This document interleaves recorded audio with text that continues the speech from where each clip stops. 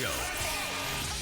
Broadcast on 102.9 ESPN Radio for Western Montana and across the state on SWX Television. I like football! Now, the 2017 Radio Sports Broadcaster of the Year on the show with back-to-back Montana Broadcaster Association awards for sports coverage and award-winning sports journalism. Here is Ryan Tutel and Colter Nuanez. Hello, Montana.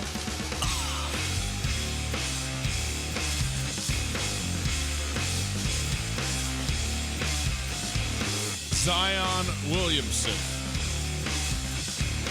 He will be the talk of the week up until Brett Favre asserts himself and becomes the talk of the week. It is Tutel Nuanez on 102.9 ESPN Radio. Outstanding to be with you on a Tuesday afternoon. Hope you are well. Also, across the state of Montana on SWX Montana Television. Hi, how are you? Great to be with all of you. Hope you are having an outstanding day. We are broadcasting live from the Kurtz Polaris studios. Kurtz Polaris at 2904 West Broadway in Missoula, Highway 83 in Sealy, online at kurtzpolaris.com. You can find us on the World Wide Web. Perhaps you've heard of it. A handy tool, that is. 1029ESPN.com. That's the station website. You check it out. Go find all the things there, including the stream. Listen live no matter where you are, your device, tablet, etc. Stream brought to us by Opportunity Bank.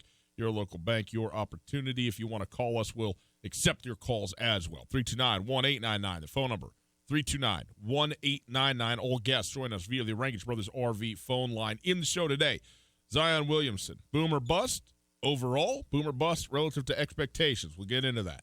We're going to talk about a new NBA prop bet that is out there that I think is a great bet. I love this bet for the sake of Las Vegas putting this together for us. A wonderful talking point it'll be. We're going to get into some NFL stuff.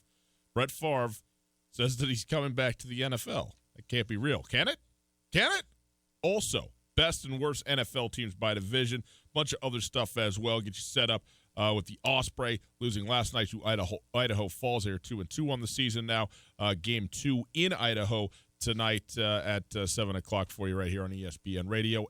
And Friday night, opening night home game for you on ESPN Radio and SWX Montana. So a bunch of stuff going on for you today. Colter, how are you? Feeling good over here? Well, you're feeling good, so that's all I really worry about. Good, because I was not feeling good yesterday. I feel much better today. I'm happy. I got, 10 hours of sleep. Got myself a camper. I'm rolling now. I'm like a real man. This is the most adult thing I've done. What, buying a camper? Or going to bed early? No, I didn't. Well, I've gone to bed twice before midnight in the last 4 days, which is... That's a record. Absolutely. The record of the last 20 years of my life. I went home, sat down on a chair, 6:20, out. I think that there is several men in this office, the two of us included, that have been sick without acknowledging it. Because it's been a very common theme in our little office pod with yourself, myself, Robert Chase. Real tired. Going home, falling asleep. I mean, I fell asleep like 8:30 last night. Well, I think we just need to end our daily group hugs because clearly we're passing something around, you know? I was so excited because I brought Robert the elixir. Yeah. And he's gone. Robert Chase, now he's probably listening right now. I hope he is. Robert, I have your neuro sleep ready for you. There's 2 in the refrigerator for tomorrow and the next night. You talk about the jet lag you get when you travel, East Coast to West Coast or whatever, going, internationally. Being the afternoon guy on a radio station for years and years, and he's been the program director on the Trail forever. He's a thoroughbred radio guy, Robert Chase. Now taking over the mornings again, where he's been before, but it's been years now, 5 years in fact, since Craig has been the mornings on the Trail, to go from, your daily rhythm of, he's here early anyways, so, 8 o'clock or whatever. That's different than being ready to perform at 6. Going on the air and being up at 4:30 in the morning, and now, out of the office, who knows what he's doing, probably, tending to the fields, got horses and so forth. So I don't know, it would be tough. I would think that would be a tough adjustment. Tommy was just looking in here like he was going to come in here. Tommy's wandering around the halls now. Reese running the boards. Tommy's out here. He's got all this free time, doesn't know what to do with himself, and he's looking in here. See if we can get him back. Anyhow, Free time. oh yes, there he is. I was hoping you'd hear me say that. Yeah, well, you're looking in the window here Free like time. a doggy, like a puppy trying to get adopted. What's going on? Are Just, you all right? just wanted to say, hey, miss you guys, and Hi, Tommy. hope you're well, man. You don't need to miss us. You're with us. You're here. Up until right now, this is it for me. It's my swan song. Tommy talks about the end of his career as he knows it more than any other person under the age of 40, let alone under the age of 30 that I've ever known. I mean, Tommy talks about that every day is his last day. Maybe he's just trying to squeeze every ounce out of it. Loves every second of it. Is that what's going on, Tommy? He's gone. Gone. All this free time. All right. We were on something, now we're off it. Zion Williamson is going to be the number 1 overall pick on Thursday night. He's going to go to the New Orleans Pelicans, correct? Correct. It's like a 100% chance, right? I would say it's a 99.9% chance. I think it's 100% because I think never it would done until it's done. I would have said a 90% chance before they traded Anthony Davis, but they traded Anthony Davis. Now you can't trade. Zion Williamson's the most hyped and surefire prospect since Anthony Davis. He's the most hyped and surefire prospect since LeBron James. But the only other really guy that was this consensus, no doubt, number 1 phenom type guy was Anthony Davis. You can't trade that guy and not draft the next one. Well, here's my question about this, and we'll get into the boom and bust stuff, but there's no question he's the most hyped guy. He's more hyped than Anthony Davis was, by far. By far. But so much of that is just his personality.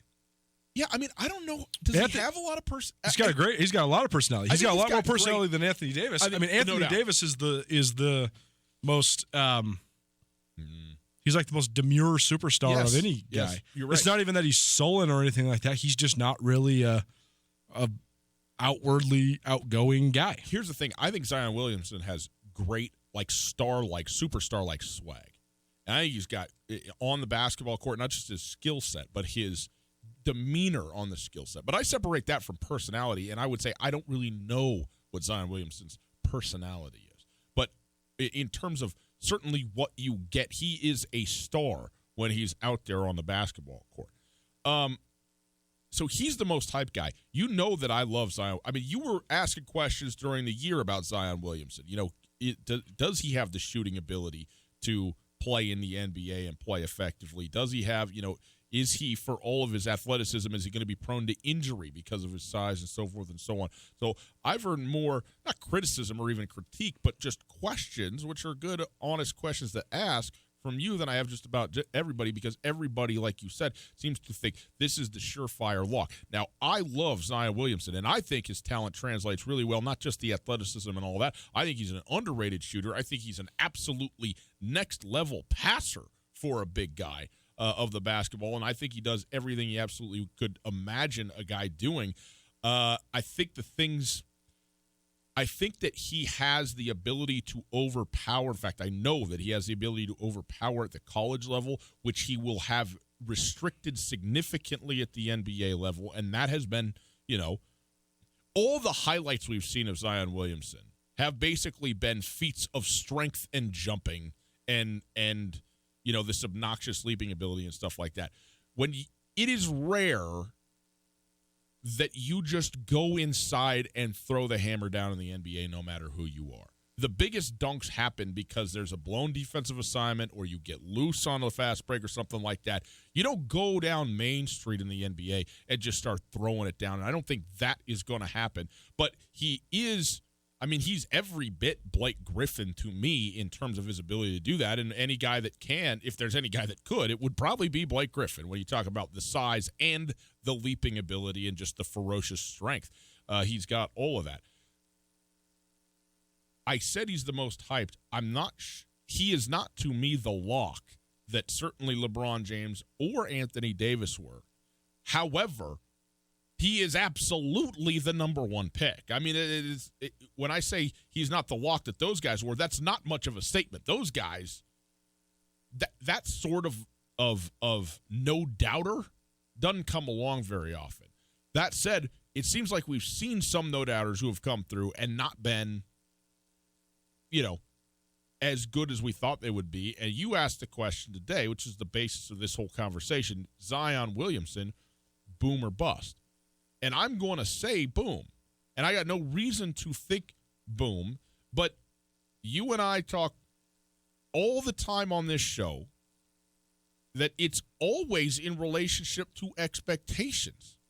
Zion Williamson could be a 5-time All-Star and feel like a bust because he never turns out to be a superstar or the best guy on his team or a first-team All-Pro type of player, which everybody right now looks at him and goes, give me 3 years and then start rolling out the max money for the next decade and a half for this guy who's going to dominate the league.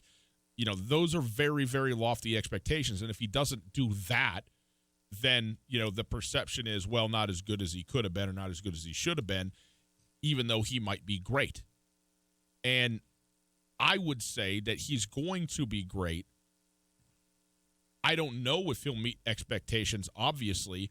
I don't think there's any – how could he surpass expectations? I mean, in order for him to be better than what people are projecting him to be, he would need to be the best player in the NBA, bar none, for probably 2 or 3 years. I mean, that is the level. You're talking about multiple MVP seasons is about the only way you could sit here and go, actually, he was better than we even projected him to be. We being sort of the broad media sports fandom across America. Okay? So, that said, I mean, you're not looking right now for fit, seems to me.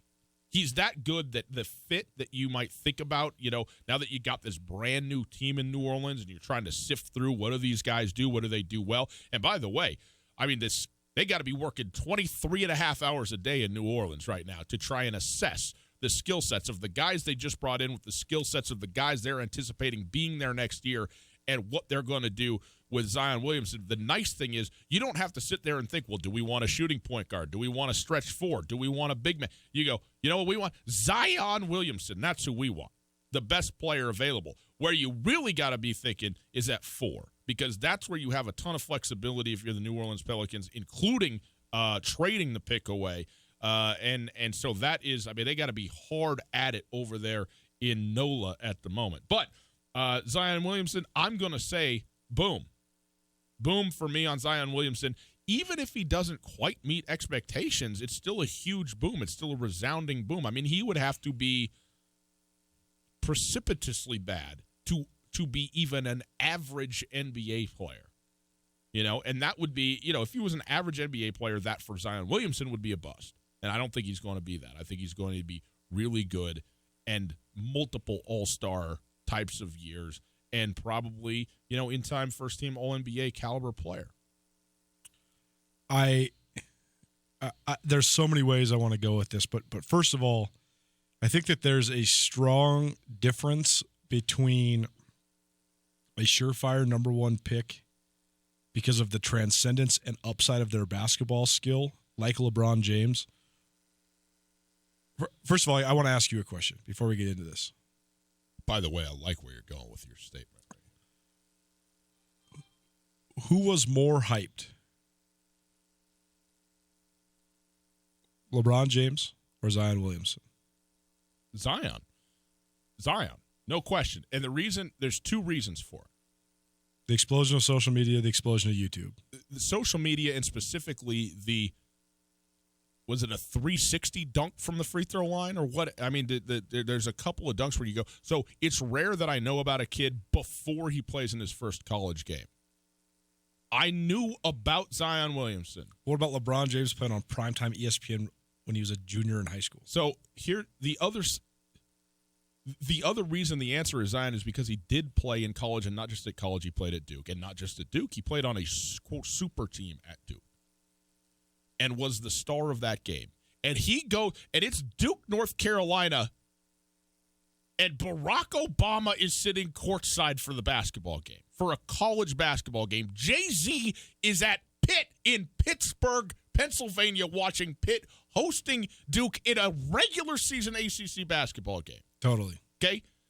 That just in virtue of, and that was that wasn't all about Zion, but it was mostly about Zion, and because he had a year on a not night in, night out, but twice a week national stage and a daily national platform of sports centers and and the like across television and radio, he got a level of publicity that LeBron never got until he got to the NBA.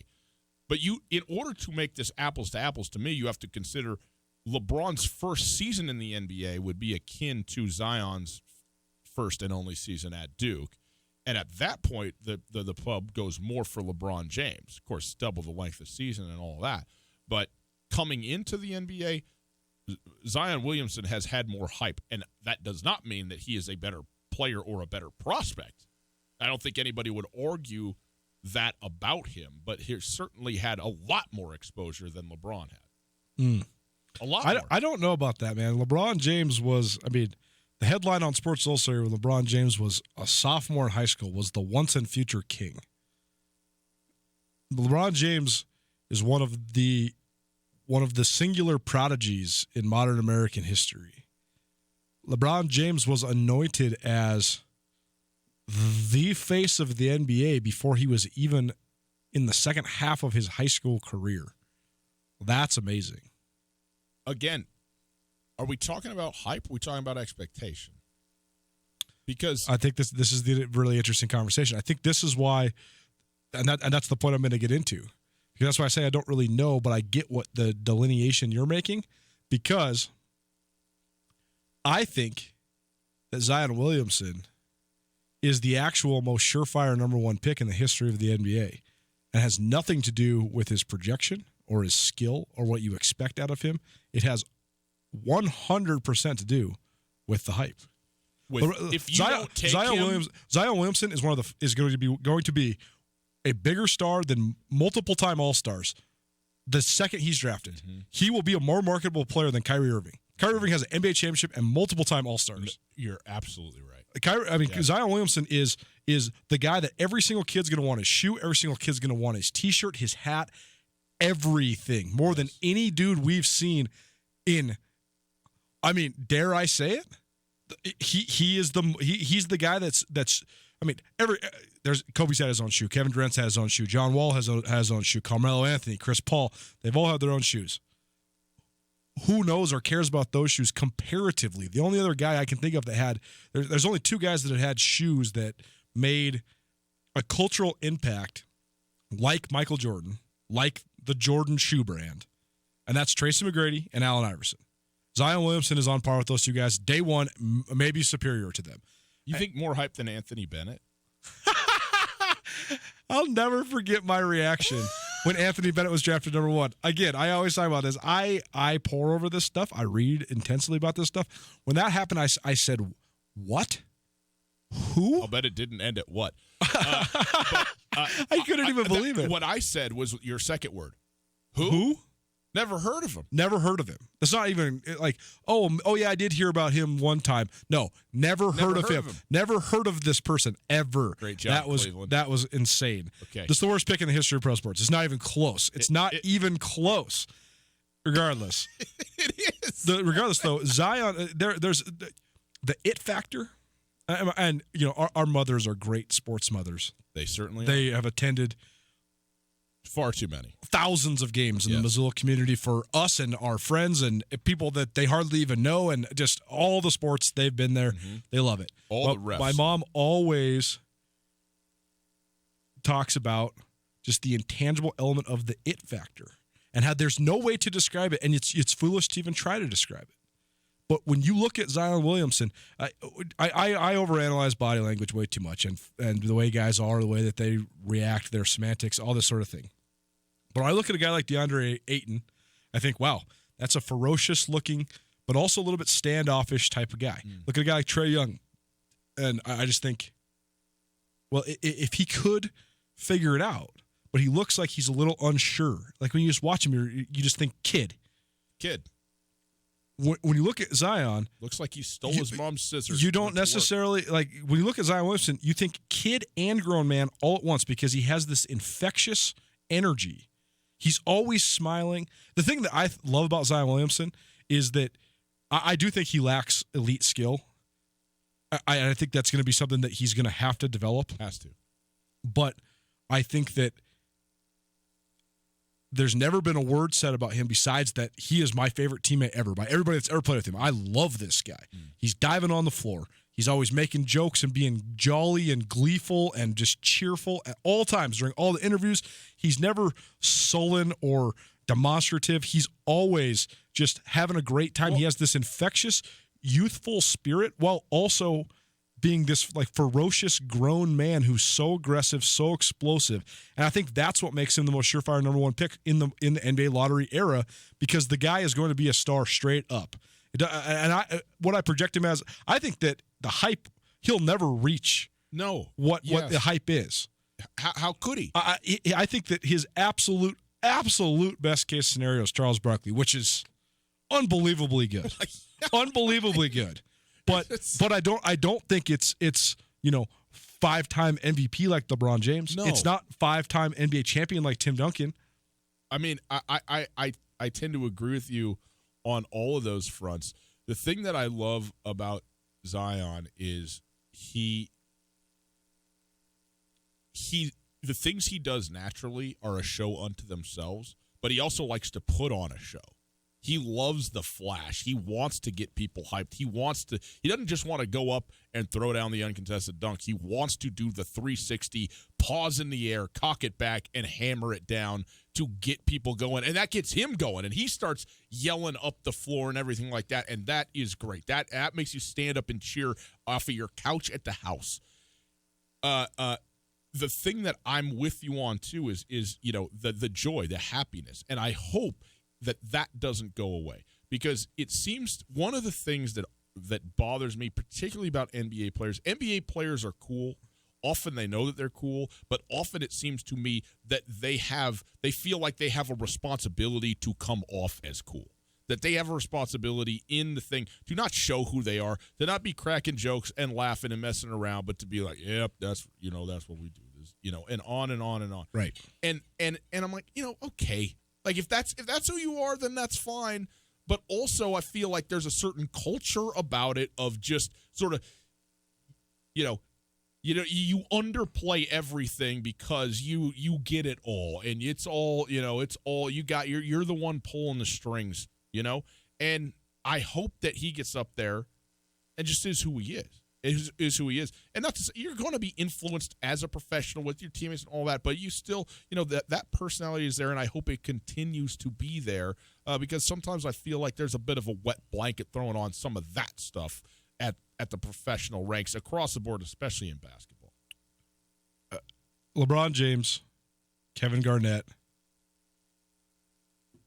Kevin Durant, and to a certain extent Anthony Davis, those were guys that had bodies and skill sets combined that were sort of unseen. We had not seen a Karl Malone body with a point guard court vision like LeBron James. I mean, he's a way more athletic, explosive version of Magic Johnson. I hadn't seen a 7-footer that could shoot and handle the ball like KD. KD or KD. Both of them. Yeah. Right. KD's the next iteration. The thing is, Zion is as strong, as explosive, and as entertaining of a player as we've seen, but he's not a transcendently unique body or skill set. He has a little bit more mass than a lot of guys. A little bit. But he's 294, and that's he's out the gym. Okay, that is what I'm saying though is here's the list of guys that I made that when they came in the NBA they could just straight up sprint down the lane and dunk on you. There's very few that have ever been able to straight yam on your face. Okay. Well, not on mine. Anybody could on mine, but yes, I get it. And it's are you going to become? But here's my point in this list though, is there's a ton of guys that when they came in the league, they had that and not much else, and half of these guys never learned much else, and they got by, but they could never really attain their full ceiling. Whereas other guys learned the other stuff. And, so it's are you going to be Jason Richardson or Gerald Green? Or are you going to be because Clyde Drexler and Jason Richardson were not that dissimilar when they came in the NBA.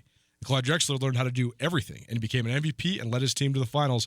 Justin Richardson was a good NBA player, played for 12 years. He actually did learn how to shoot threes later on in his career, but was not necessarily this all-NBA type player. Are you going to be, a Sean Kemp type guy or a Dominique Wilkins type guy? Those guys are very similar. Sean Kemp had an unbelievable reign that was very short-lived. And what happened with Sean Kemp when he got out of shape? He got out of shape in one offseason, and he was nothing. It's easy to do. We both know well. But I mean, the other guys I listed here, Kobe Bryant was a dunker and not much more. Amari Stoudemire, they both added massive to their game. Josh Smith he's kind of like the middle ground, right? Josh Smith was nothing but a freak athlete who then became a pretty good all-star type guy, but not necessarily like a championship centerpiece. Steve Francis just fell off a cliff as soon as his athleticism went away. Harold Miner, Rudy Gay, I mean, these guys were amazing until they weren't. But then you got guys like J.R. Smith and Gerald Green, who played full decades in the league with being just the dunker, who then became three-point specialists, and now they're still in the league 15 years later. And then the number one example, obviously, is Vince Carter. Yeah. Vince Carter was nothing but a dunker and now is the oldest player in NBA history. The ultimate veteran-savvy skill guy. But I do want to talk about this because I made a comment earlier in this year about Zion, about how I was so worried about him being injury-prone. I think the two best comps for Zion Williamson are Antonio McDyess and Blake Griffin. I think Zion Williamson's ceiling is a lot higher than Antonio McDyess's was, but they're very similar in their explosive abilities, running the court, all that. Antonio McDyess, one of the most devastating knee injuries in NBA history. He went from 50-inch vertical to 25-inch vertical. But he remade himself into the standard baseline jumper guy, and he played a key role on that Pistons team that won a championship. But Blake Griffin, to me, this is the part that worries me about Zion is bulkier, way heavier, not quite as tall, but Blake Griffin is way more anatomically correct. Like when you watch Blake Griffin run, he runs very fluidly. Zion Williamson has duck feet, his knees stick out, and you might think I'm just overanalyzing it. That's your muscular proportionality. That's what causes ACL injuries in basketball. In football, it's so much about luck of the draw. You might just get hit from the side. You might just get hit straight on. You hyperextend it. The ligament is tearing from the impact. Guys in the NBA, they tear their ACLs from landing, and it's all about how proportional your body is, how proportional your muscle strength is. And I just worry about Zion because I think that he is just – it's hard to say you're injury prone when you've never gotten hurt, but I just don't know how you can have a 45-inch vertical and weigh 300 pounds and stay healthy. Yeah. Blake Griffin fractured his own kneecap from jumping in the air and then landing because he weighs 270 pounds. Here's the thing. It's a fair concern, but it's also not a concern that you can act on at this point. If you're the Pelicans, you ignore it. You don't ignore it, but it's just you don't let it be a factor in any of your evaluation. It's just the reality of it, and you have to do it. It's not like it's not like maybe a Greg Oden or something where there was already stuff going on, even though not the shoe breaking notwithstanding. Hey, one guy, Coulter, when you're talking about guys that how are you going to make yourself? You know who I'd like to see Zion Williamson in part make himself like? And let's restrict this exclusively to the 94 feet of basketball court, okay? And nothing else. Dennis Rodman. He is an elite rebounder, but he's been an elite rebounder because of his elite size and leaping ability. In the NBA, that will matter, but it won't matter nearly as much. But Dennis Rodman's instincts, his work ethic on the floor, and his ability, his skill in positioning himself and using that off arm to create the space to go up with one arm and grab rebounds and do all that kind of thing. And I think Zion Williamson has the motor to be a great rebounder. And I realize that there's lines of thought that, rebounding is an overblown stat or whatever. No way. In some of that, I can get there, but overall, no, and absolutely no offensively.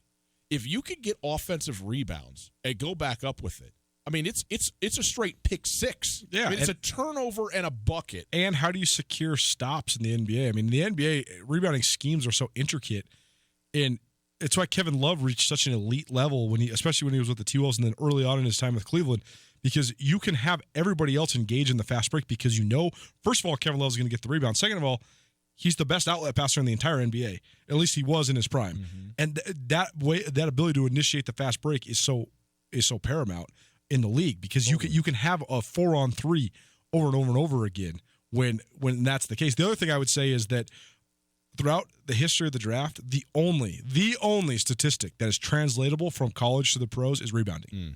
If you are the leading rebounder in the NCAA or you lead your team in rebounding, there is a almost for sure chance you will be able to rebound at a high level in the NBA. Well, and that's the other thing is the one worry I have about the hype is what have we said before? It takes guys, even the best guys, a year, 2 years, 4 years before they really hit their stride in terms of their skill level at the NBA level to become the players that they're going to be. And there's no question that Zion Williamson has skill sets that have to be improved on, that have to be honed, that have to be sharpened.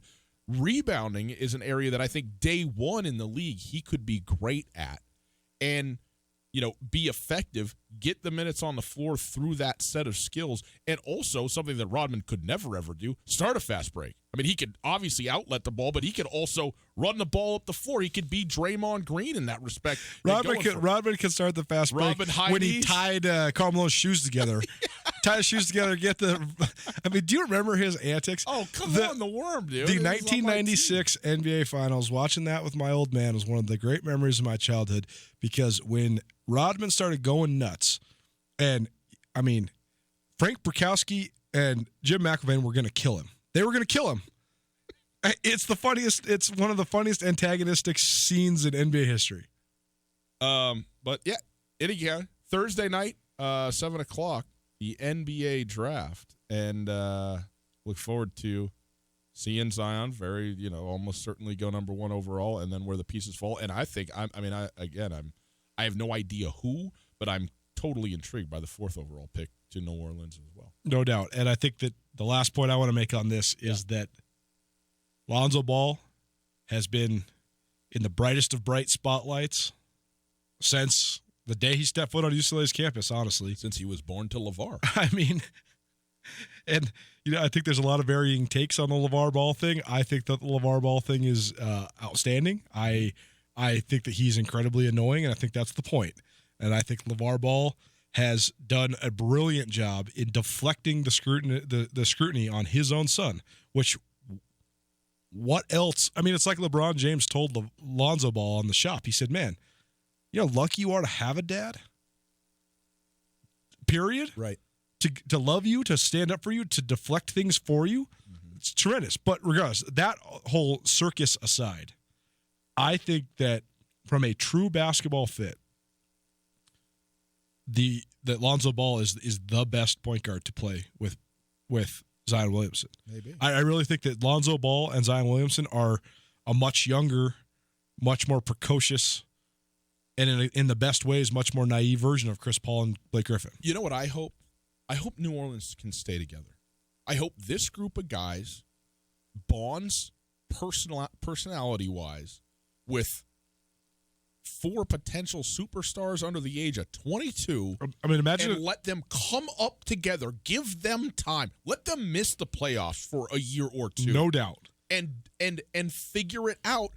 But also hopefully with the coaching and the nurturing and the direction to grow them into their full potential. And if they do, they will be NBA wreckers. What do we know about this modern generation more than anything?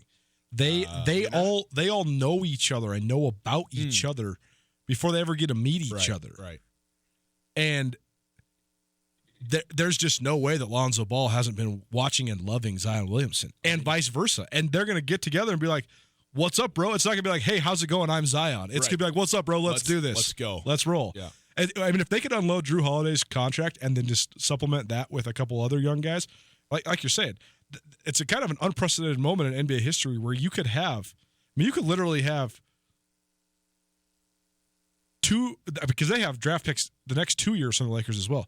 You could have 2 or 3 number 1 overall picks, 2 or 3 number 2 overall picks, all under the age of 24 on the same roster. Yeah, it's crazy. Alvin Gentry is probably just licking his lips. Yeah, I mean, he's got to be sitting there. There's a great quote from him on a NBA draft preview, and they said, "How you feeling going into having the number one pick?" He said, "The least stressed out I've ever felt." That might be a pretty good indicator who they're going to go get. Hey, stay on the NBA. There's a great prop bet about next season. We'll discuss that next. Canyon River Golf Club is a must for any golfer in western Montana. Tucked away in a spectacular setting along the Clark Fork River in East Missoula, Canyon River offers one of Montana's best championship golf experiences. And Canyon River is happy to announce their new fleet of golf carts, which include the Shark Experience, an interactive GPS giving dynamic distances and touchscreen interaction to help you play your best. Plus, with Bluetooth, radio, and surround sound, you can enjoy yourself between holes too. Book online at CanyonRiverGolfClub.com. Missoula's best golf, Canyon River. Springtime is the time to buy a new Polaris off-road vehicle. During the spring sales event, rebates go as high as $1,500 and financing is as low as 3.99%. Live your life wide open in a high-performance RZR. Tackle anything from mountains to mud holes on a legendary Sportsman ATV. Get more done with a hard-working Ranger, or take on any task or trail in a versatile Polaris General. Whatever you're looking for, now is the time to take your pick from the off-road's best-selling lineup. See Polaris.com or your Polaris dealer for rebates up to $1,500 and financing as low as 3.99% APR for 36 months during the Polaris Spring Sales event at Kurtz Polaris. Kurtz Polaris at 2904 West Broadway in Missoula and Highway 83 in Sealy. Recreate the right way with Kurtz Polaris online at KurtzPolaris.com. Offer valid in U.S. through 5/31/19 on new 2015 through 2019 vehicles. Subject to credit approval. Offers vary by model. See dealer for details. Always wear a helmet. Never drink and ride. The splash of launching a new boat, the quiet of a favorite campsite, the noisy fun of a family barbecue on your new deck. Whatever summer sounds like to you, make it happen with a personal loan from Farmers State Bank. 9 locations to serve you, or start the loan application process online at farmersebank.com. Farmers State Bank, your Montana bank since 1907, an equal housing lender and member FDIC. Hey folks, Ryan Tutel here with Josh from The Advocates. If you've been in a car accident and need help dealing with the insurance company, you should give The Advocates a call. It doesn't cost anything at all to call, and I'd be happy to talk with you about your situation. You don't want to have to be dealing with contacting the insurance companies and setting up your claim. We can do that for you from start to finish. We'll take the hassle out of the process so you can just focus on getting better. There you go, folks. If you've been injured in an accident, give Josh a call, 640-4444, or online at montanaadvocates.com. There are a lot of lawyers, but you deserve an advocate. You're a big league fan. You expect big league service. At the Desperado, you get exactly that. With 35 flat screens, ice cold brews on tap, and Missoula's #1 wings, you're free to sit back and enjoy every pitch. This summer, make the Desperado your baseball home away from home. Cool off after work, relax on the weekends, soak in some great food and drinks, and watch your team make yet another great push for October. And hey, if yours can't do it, there's plenty of other teams and fun to go around at the Desperado Sports Tavern on South Russell across from the Y. ESPN Missoula Sports Center. Good afternoon, Ryan Tutel, Colton Nuanez, ESPN Sports Center. Montana women's basketball coach Shannon Schwein signed a 1-year contract extension last week, as first reported by the Missoulian. Schwein, the only first-team All-American during her legendary career as a player at UM, has been the Lady Riffs head coach for 3 seasons. Montana is 35-56 overall, 22-34 in Big Sky play since the longtime assistant took over for icon Robin Selvig 3 years ago. Selvig led Montana to more than 800 wins in 38 seasons at the helm. The FCS Athletic Directors Association has selected Kent Haslam, the Director of Athletics at the University of Montana, to serve as the president for the 2019-20 membership year. Haslam takes over for Bill Smith, who is the AD at Bryant University, who served for the previous year and now becomes the immediate past president. That's a real title. The Football Championship Subdivision Athletic Directors Association's mission is to enhance FCS football. The Montana State football team played its 3rd annual Bobcat Softball Classic over the weekend, a summertime charity softball game pitting the Bobcats against a group of first responders from around the Gallatin Valley. This year's proceeds were donated to Wade Palmer, the Montana Highway Patrolman, severely injured when he was shot 3 times in mid-March. And finally, the Missoula Ospreys shut out for the first time this season. They fell 4-0 to Idaho Falls Monday night. The O's now 2-2. The Chuckers 4-0 to start the season.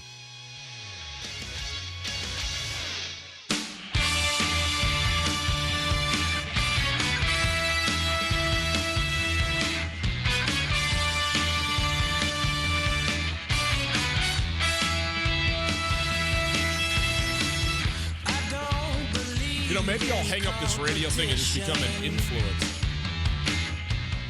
Well, that's the nicest shirt you've ever worn, so. Father's Day, bro. Yeah. Tina bought it for me. I It's even new. I have a giant aversion to button-up short sleeves, but I got one the other day. It looks great on me.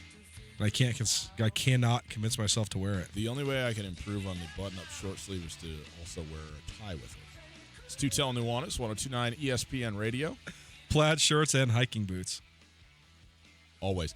Black belt, brown shoes. The hiking boots are prescription. We're broadcasting live from the Kurtz Polaris studios. Kurtz Polaris at 2904 West Broadway in Missoula, Highway 83 in Sealy, online at kurtzpolaris.com. Find us on Twitter at Gus Tutel at 102.9 ESPN and at Skyline Sports MT. All right, Coulter, we talked a lot about Zion Williamson, about New Orleans. We didn't talk too much about the Los Angeles Lakers. What a nice first segment that was. Let's talk about this, though, because this prop bet went out, and I think this is phenomenal. To think about this is a great one. You can bet on next year's NBA champions, and pick each team, and you're probably at plus 500 for your best shot, and probably at plus, 5,000 for your longest shot for the Suns, or whoever it might be. This is a great prop bet. Who's going to win the 2020 NBA championship? The field at minus 150 or a team from the state of California at plus 175?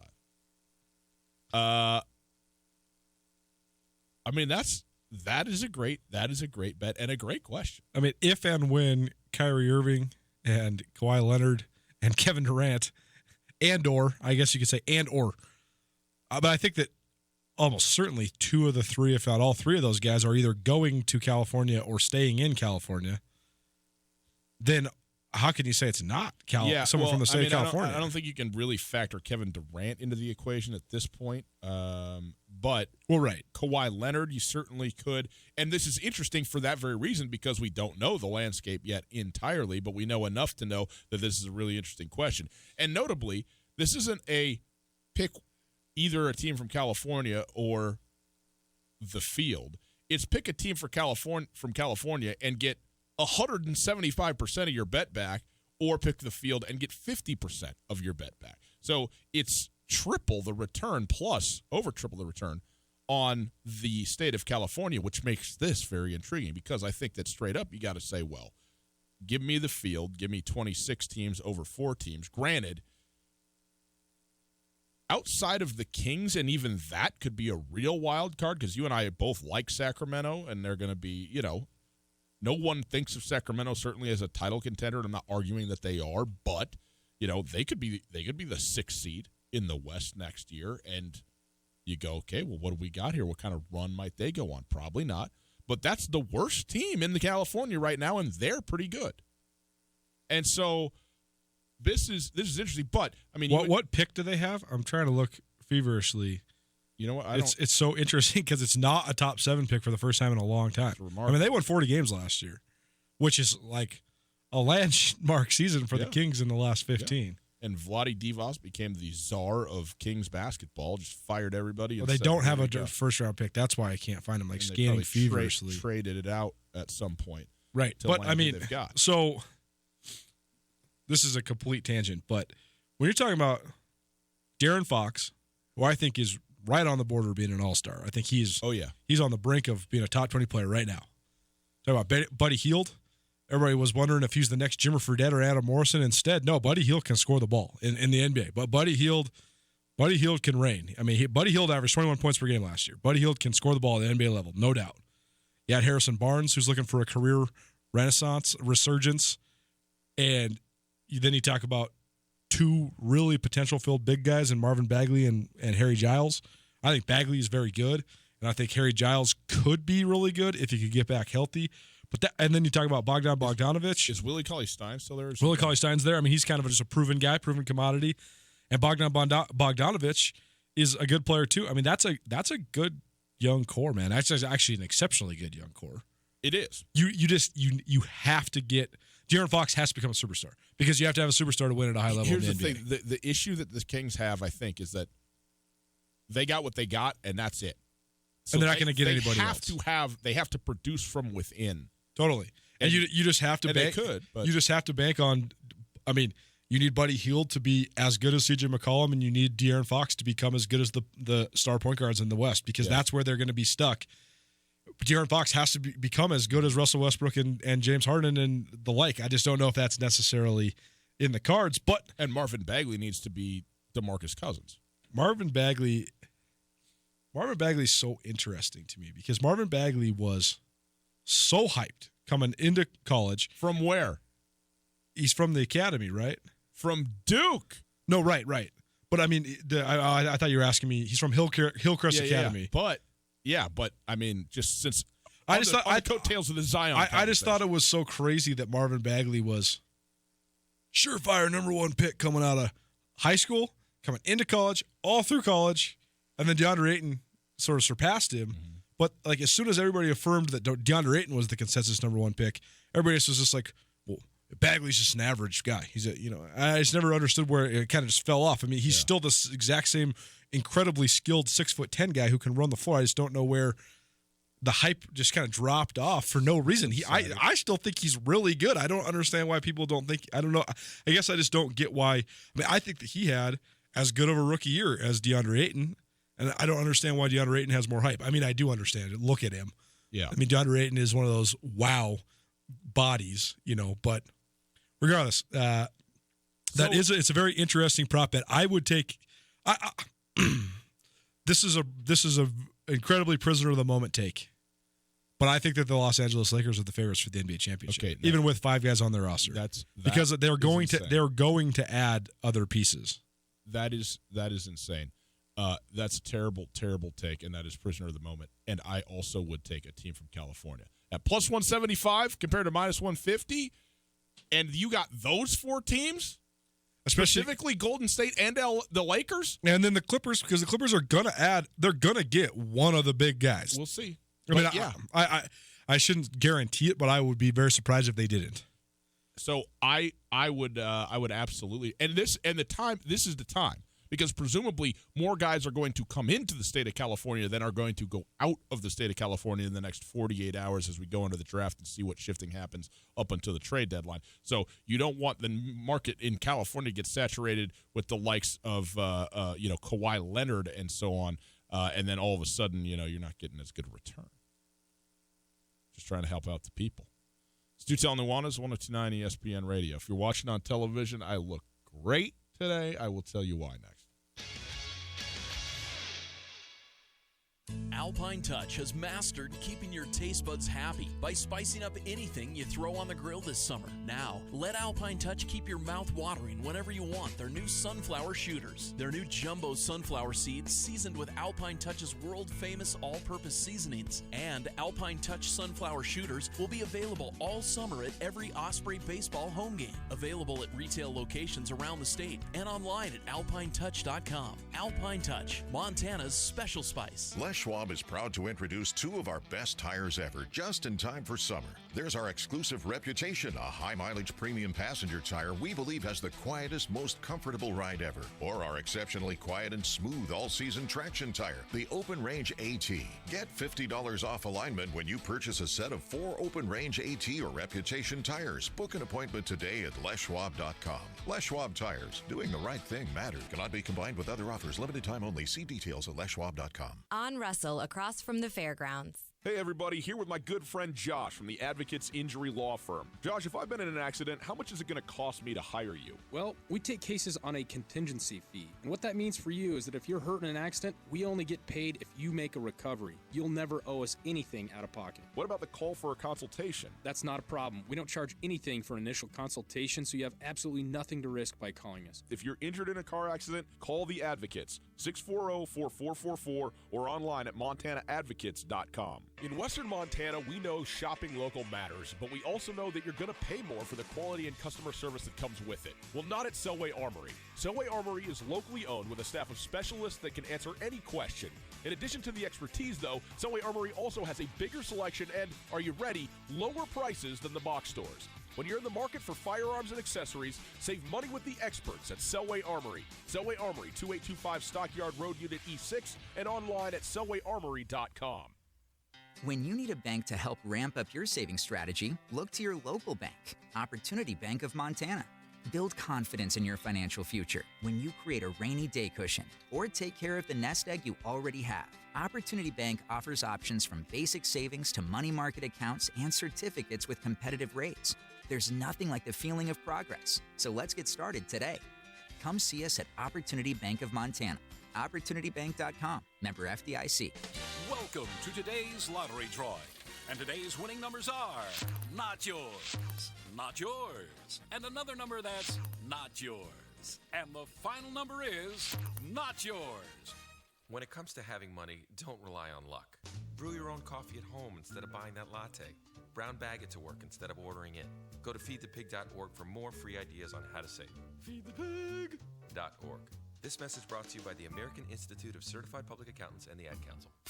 Tutel and Nuanez on 102.9 ESPN Radio for Missoula. Now they always say congratulations. Work so hard, forgot how to vacation. They ain't never had the dedication. Tutel and Nuanez. All guests join the show on the Ranich Brothers RV phone line. Broadcasting live from the Kurtz Polaris studio on ESPN Radio in Western Montana and across the state on SWX Television. Here is Ryan Tutel and Colter Nuanez. It's a Tuesday. It's sunny. Posties on your radio with Tutel and Nuanez. Boys and girls, you are living a great life right now. Whew. Turn it up, Reese. If you fuck with winning, put your lighters to the sky. How could I make sense when I got millions? You know, when we were kids, and by we I don't mean you and me, I mean me and the people who are my age. 90s. All these kids playing with their electronics. You can't make music. You can't even play guitar. You can't sit there and turn on a machine and make music out of it. You know, there's certain people who have visions, and then there's the rest of us. And I certainly am one of the latter. I accept that. It's okay. Sit here and look at electronic music in a very different light now. Well, it's a little about me. Here's a little more about me. I tried to, last night, first of all, I did get this shirt for Father's Day. One reason I look great right now. My wife also got me a beard trimming kit, which was perhaps a not-so-subtle hint. You know what I mean? Carolyn, our resident sports non-expert, comes into the production studio on Monday. Ryan, how's your Father's Day? Great, I got a beard trimming kit without missing a beat. She says, you should use it. Yeah.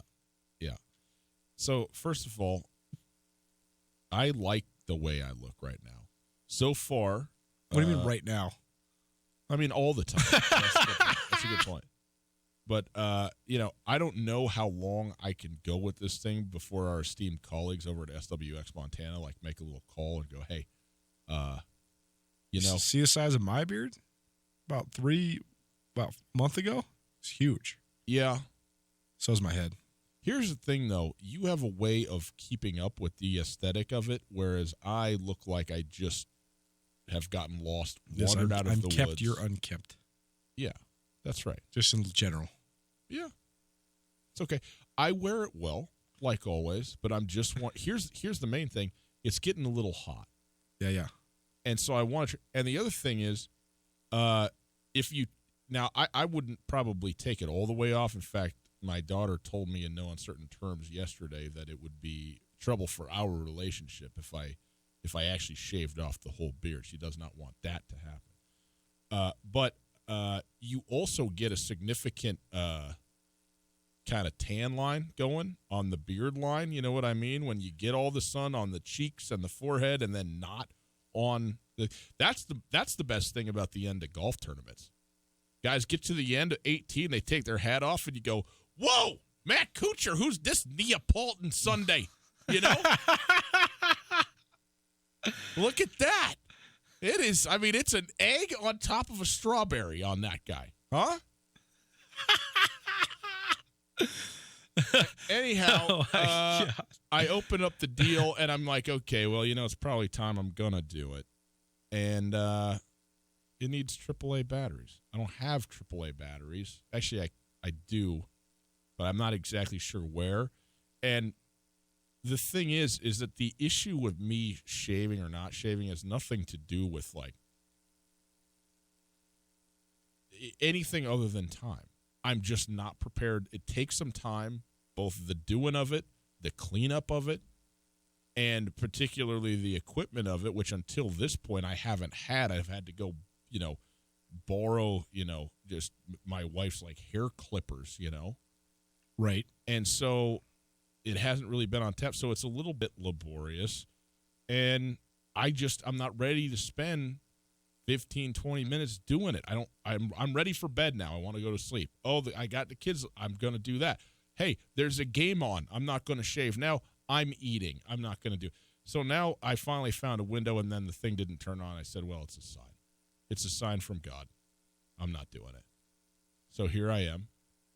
And I looked at myself in the mirror today, and I said, what were you thinking? Why would you even try? It took you a long time to get to this point. I'm not like one of those. I would say I have a pretty middle-of-the-road beard growth in terms of time. I met a guy one time, no joke, no kidding, clean-shaven to, like, below-the-neck-length beard coming down off the thing in 9 days. I mean, no. Yes. No. Coulter, I am telling you that I just didn't even think it was real. This guy, but there are some guys out there that just go crazy with it. I don't know, man. I don't know. What do you think? I would be very interested to know what my 5 o'clock shadow looks like, because I started shaving when I was 11. And 11. Yeah. Yep. I'm going to check this. I'm going to stat check this with Austin, too. Yeah, no, I had to shave my upper lip. My dad used to do it for me because I had a little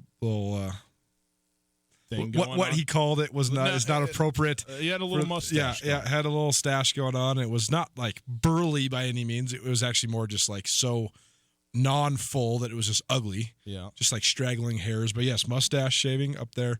I've had at least a goatee on my chin since sophomore year of high school, but then I did have a job for about 2 years where I had to go full clean shaven. That was a terrible look for me because I have the world's biggest head. Have I told you my mandible x-ray machine story yet? I don't believe you have. I was at the oral surgeon the other day. The epic saga of my missing tooth continues. Oh, this thing has been you can't believe this. This has been a problem in my life since I was 16. I am 32. This is half of my life that this thing has been some form of an issue. Yeah. So those you watch on TV right here. Yeah. There you go. Got hit in the YouTube. face with a baseball. YouTube.com. Yep. Search It's Tutel playing in the Nuanez. played Check the it senior out. boys state championship tournament. Got hit in the face with a baseball. Tooth goes flying out. They put it back in. My buddy Ben is texting me right now because he thought it was the funniest thing he's ever seen. I'm running off the field, gushing blood, got a big tooth in my hand. Hilarious. He thinks it's this great. His dad's one of our coaches. He's like, what are we going to do? We got to take you somewhere. So we take him to the and actually, this actually might have been at practice, not in a game. Okay. Regardless, Ben's dad, Russ, who I hope is listening as well, took me to the dentist and got it fixed up. And they said someday it'll fall out. Okay, so 14 years later, it falls out. So then I've had multiple procedures to try to fix this thing. And regardless, now I'm working on an implant. So I'm at the oral surgeon the other day. They have this 360-degree head x-ray that shows the amount of jaw bone you have and all that. If you've been to a dentist in the last probably 3 years or so, there seems to be kind of the new thing where you sit there and rather than like clamping down on the deal and having the pictures taken, they have this little AI type device that comes in and circles your dome and takes the pictures all the way around. Yeah. I'm familiar with this. So the thing gets to about 270, 300 degrees and it gets stuck because my head is so big. On your head. It won't continue the 360-degree rotation. The gal who's running the machine, she's like, you have an abnormally large head. And I was like, lady, you have no idea. Regardless, the whole point is that I haven't had the full clean shave in a long time, so I don't know. Like I could be a full, speckled little George Clooney style beard in a day, or not. I could just be an average face grower now because I've just been rocking the full beard for so long. You make fun of me for my level of confidence, but the first person that came out of your mouth to compare yourself to was George Clooney. I meant the beard. Hour 1 in the books. Canyon River Golf Club is a must for any golfer in western Montana. Tucked away in a spectacular setting along the Clark Fork River in East Missoula, Canyon River offers one of Montana's best championship golf experiences. And Canyon River is happy to announce their new fleet of golf carts, which include the Shark Experience, an interactive GPS giving dynamic distances and touchscreen interaction to help you play your best. Plus, with Bluetooth, radio, and surround sound, you can enjoy yourself between holes too. Book online at CanyonRiverGolfClub.com. Missoula's best golf, Canyon River. At the Montana Club, our goal is to create a menu of mouth-watering food with variety to satisfy any craving. From the garden fresh ingredients in our salads to our succulent, perfectly grilled Montana Club Angus steaks, we take pride in every detail that goes into preparing your food. Top off your meal with a premium cocktail, wine, or microbrew. Come as you are and satisfy your craving with our home-style breakfast, lunch, and dinner at the Montana Club on Brooks and North Reserve, Missoula. This is Mike Nugent with Berkshire Hathaway Home Services. Berkshire Hathaway provides Western Montana with full-time real estate professionals for you whenever you need us. Our reputation as the state's most knowledgeable and available real estate group has helped build unmatched trust in the Garden City and statewide. If you have been thinking of making a real estate move in the short or long term, give me a call. No pressure, no expectations. Just professional opinions and service at whatever pace you are comfortable with. Give me, Mike Nugent, a call today, 531-1802. And remember, every question is good to ask. Hey there, Colter Nuanez from Tutel Nuanez 1029 ESPN Missoula here with Tom from Aspen Sound. Tom got me a great deal on an automatic car starter this winter. Now it's summer. What sort of stuff you guys got going on down there, Tom? Well, Colter, coming into the summertime, we're picking up on the window tinting front. So if you need your windows tinted, give us a call. We'll get you scheduled up. Boats and ATVs are starting to come in full swing, and we're also starting to see the hot rods come out to play. Anything audio related, let us know. We'll get you taken care of. Feel the music at Aspen Sound. Hey everybody, Ryan Tutel, and I'm here with Josh of the Advocates Injury Law Firm.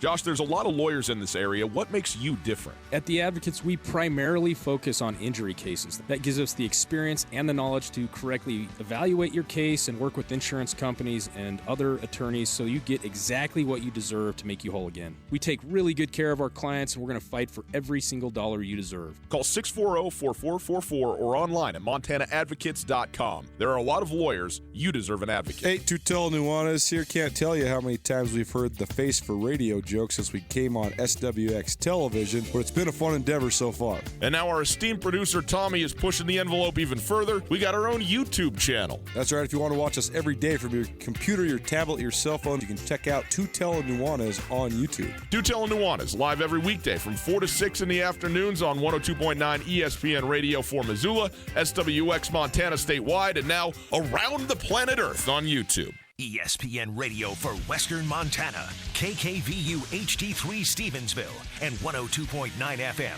on K275BS Missoula. ESPN Missoula Sports Center. Good afternoon, Ryan Tutel, Colton Nuanez, 102.9 ESPN Sports Center, SWX Montana Television. Montana women's basketball coach Shannon Schweyen signed a one-year contract extension last week, as first reported by the Missoulian. Schweyen, the only first-team All-American during her legendary career as a player at the University of Montana, has been the Lady Grizz head coach for 3 seasons. Montana is 35-56 overall and 22-34 in Big Sky play since the longtime assistant took over her icon Robin Selvig 3 years ago. Selvig led Montana to more than 800 wins in 38 seasons as the head man. The FCS Athletic Directors Association has selected Kent Haslam, who is the Director of Athletics at the University of Montana, to serve as the president for their 2019-2020 membership year. Haslam takes over for Bill Smith, who's the AD at Bryant, who previously held the position. The FCS ADA mission is to enhance FCS football across the country. The Montana State football team played its 3rd annual Bobcat Softball Classic over the weekend, a summertime charity softball game pitting the Bobcats against a group of first responders from around the Gallatin Valley. This year's proceeds were donated to Wade Palmer, the Montana Highway Patrolman severely injured when he was shot 3 times in mid-March. And finally, Missoula Ospreys shut out for the first time this season, falling 4-0 to Idaho Falls on Monday night. The loss drops the O's to 2-2 on their season-opening road trip. The Checkers, they are 4-0 to start the summer. The O's open up their home schedule Friday night in Missoula.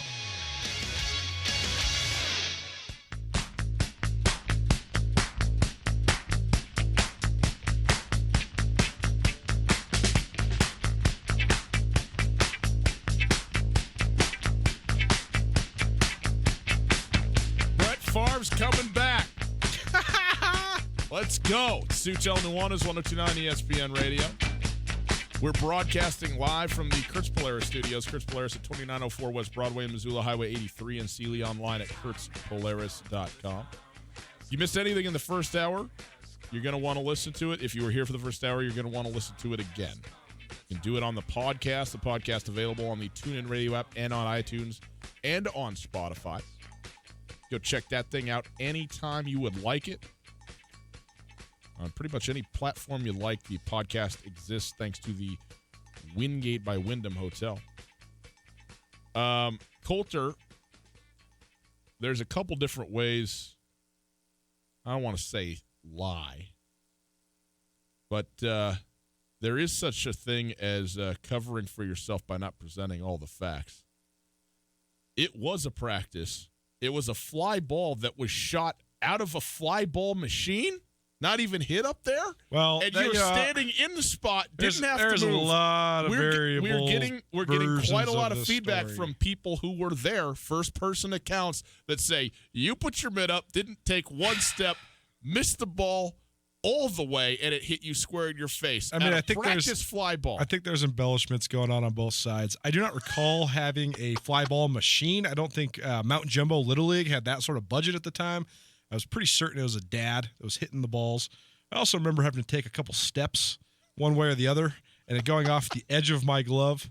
Regardless, this is why I was an infielder, not an outfielder. Oh, yes. I don't know why I was even taking reps. What more would you need? If you can't catch a fly ball standing still, you certainly can play hot corner. Sure. Dude, I can't look up. I don't have depth perception. I have the worst vision. You do have bad It's eyes. not even close. Yes. I would be full on dead if it wasn't for medical technology. But it also I couldn't even walk to the parking lot if I didn't have my glasses. Like the infield isn't ideal for you either. Well, I was okay at the infield. Maybe because the dads aren't hitting. Maybe it's because they're the kids hitting out there. Hey, you know, we all have strengths and weaknesses. We do. Chasing down fly balls is not one of mine. Or even in the case where you don't have to chase it down. It's just there for you. Well, you know, I'm glad everybody gets joy out of something that's been a medical issue of mine for half of my life. Here we go. You want to hear my story that's somewhat similar to that story? Nope. Okay. Yes, I do. Gus, tell it to me. Do we have time? Yeah, we got 53 minutes. It's June 18th. Might as well. My wife and I lived in Michigan for a little while, a couple of years. And I think I can say there's not that much to do. And so we went on a walk through the woods. There's this nice kind of paved trail through, you know, some hardwoods and stuff. And there's these vines that grow on these trees, and they come all the way down to the ground. And when I say vines, like you think about like the Tarzan things that you swing on, that's what I'm talking about. They're like that. And I don't know how they work. They're not a part of the tree. They're their own plant, but somehow they're using the tree as, you know, their upward mobility or whatever it is. But they're pretty thick and they're big and so forth. And, you know, I'm such a dork, so I'm running around and I'm just pulling these things down because it's fun because they fall like a coiling rope. They just fall into the ground. And I don't know, you're having fun in nature or whatever, doing the thing. Nature. And, but they're woody. You know what I mean? They're not like plant stems. They're like sort of long but pliable pieces of wood is effectively the best I can explain them. Maybe somebody listening knows what these are and can give us a better analysis or information. I don't know, but there's my description. Well, Okay. I went and I found like a particularly big one, and I yank on it and it starts coming down. But instead of like falling, you know, for a while and then slumping off to the side, it actually coils up Like it starts coming down and coiling up in kind of a spoil, like a snake. And I see this thing coming down, and I realize, like, it's going to spring. Like, it's going to spring up. And I had time to sit there and sort of realize, like, what was going on. I was like, what's going to happen here? And it starts leaning in my direction. And I can see that the top of this thing that's just, the horizontal, upper portion of this thing is coming at me. And I'm like, it's okay. It's okay. And I see it, and I put both hands up to catch the thing to come shooting at me. Whiff completely on the catch. Bam! Straight into my nose, bloody nose, squirting blood everywhere. And then, like, not crying, but when it hits you in the bridge and your eyes start watering, you know what I mean? And you're like, oh. And my wife, rolling with laughter, thinks it's the greatest thing she's ever seen, too. So couple the physical pain with the humiliation of knowing, this is why you don't have, mediocre hand-eye is why you never panned out in all the things you ever wanted to be in life. And now your wife is laughing at you, bleeding in the woods. That's what you get for messing with nature. That's what she screams to me. So, we've all been there. I would say that I have incurred what most people would consider 25 severe injuries in my life. I would say 20 of those have been out of my own pure stupidity and uncoordination. Hardly any have come from, like, real life sports or accidents. Yeah. Like once, that campground when you're going up Lookout Pass? It's right before, it's like the base of Lookout Pass. It's kind of in the middle of nowhere. You pull off to the right. There's all these mooses over here. Well, I was trying to get a look at the moose, and there's this log, and I scaled out on the log, and then I realized there was the creek had been dammed right there. I don't know if it was natural or man-made, but there was a place where you could jump off the log.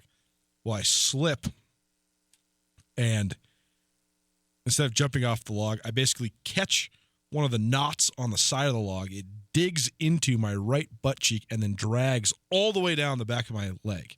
Full black leg for full month and a half. Brutal. I have 2 scars on my right foot, no less than 18 inches apart from each other. One of them, I was standing in the grocery store, 4th of July, last year, 9 o'clock in the morning. My brother sells beer and wine for a living. We were checking out his displays. We were with the grocery store manager at the establishment, talking to him. I was holding a 22-ounce beer in my arm with some eggs, bacon. We're going to go make some breakfast.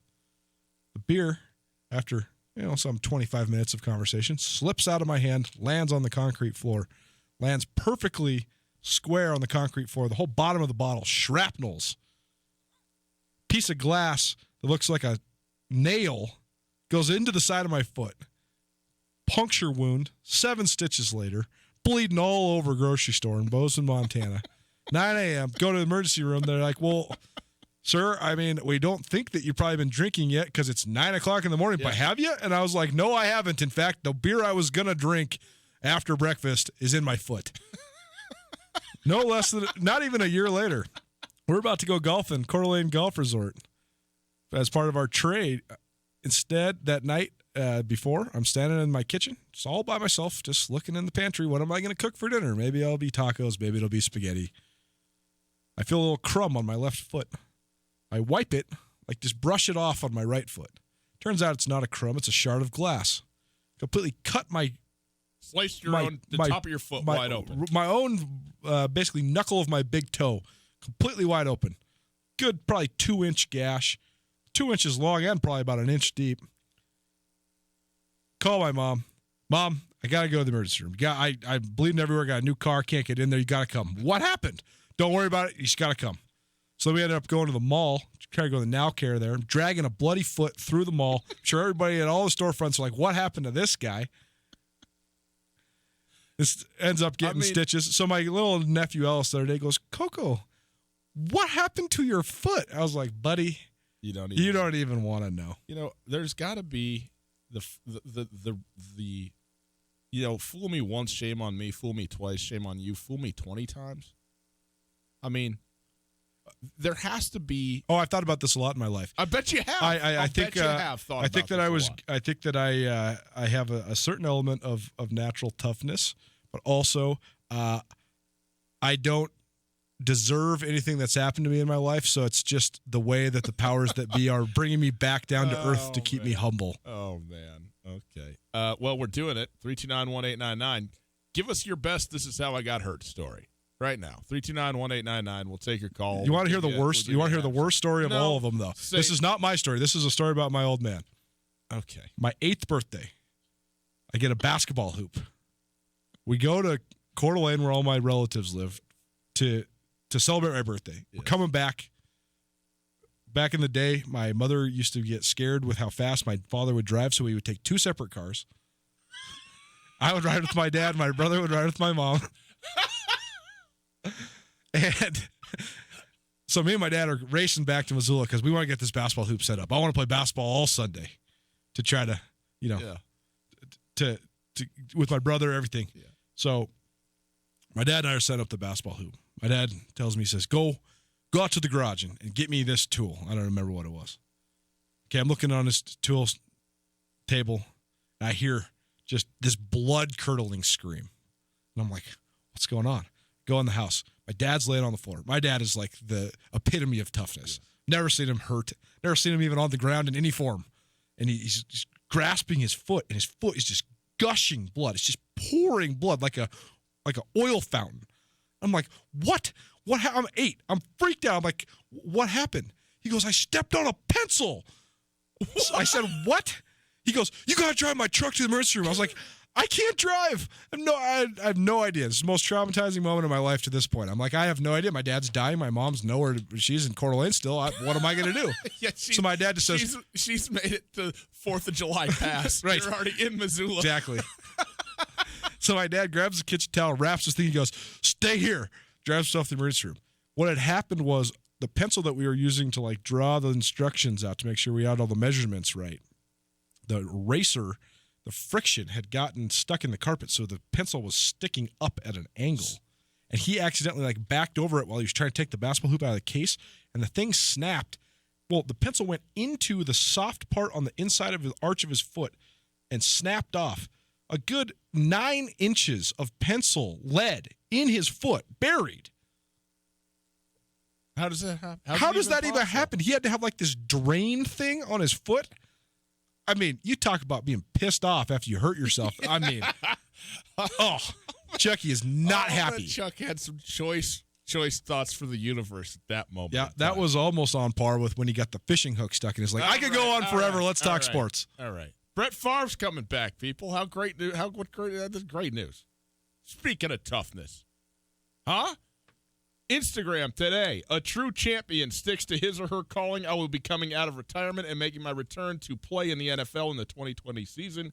Stay tuned for more hashtag news. Of all the things to hashtag, the word news is what you hashtag and all of that thing.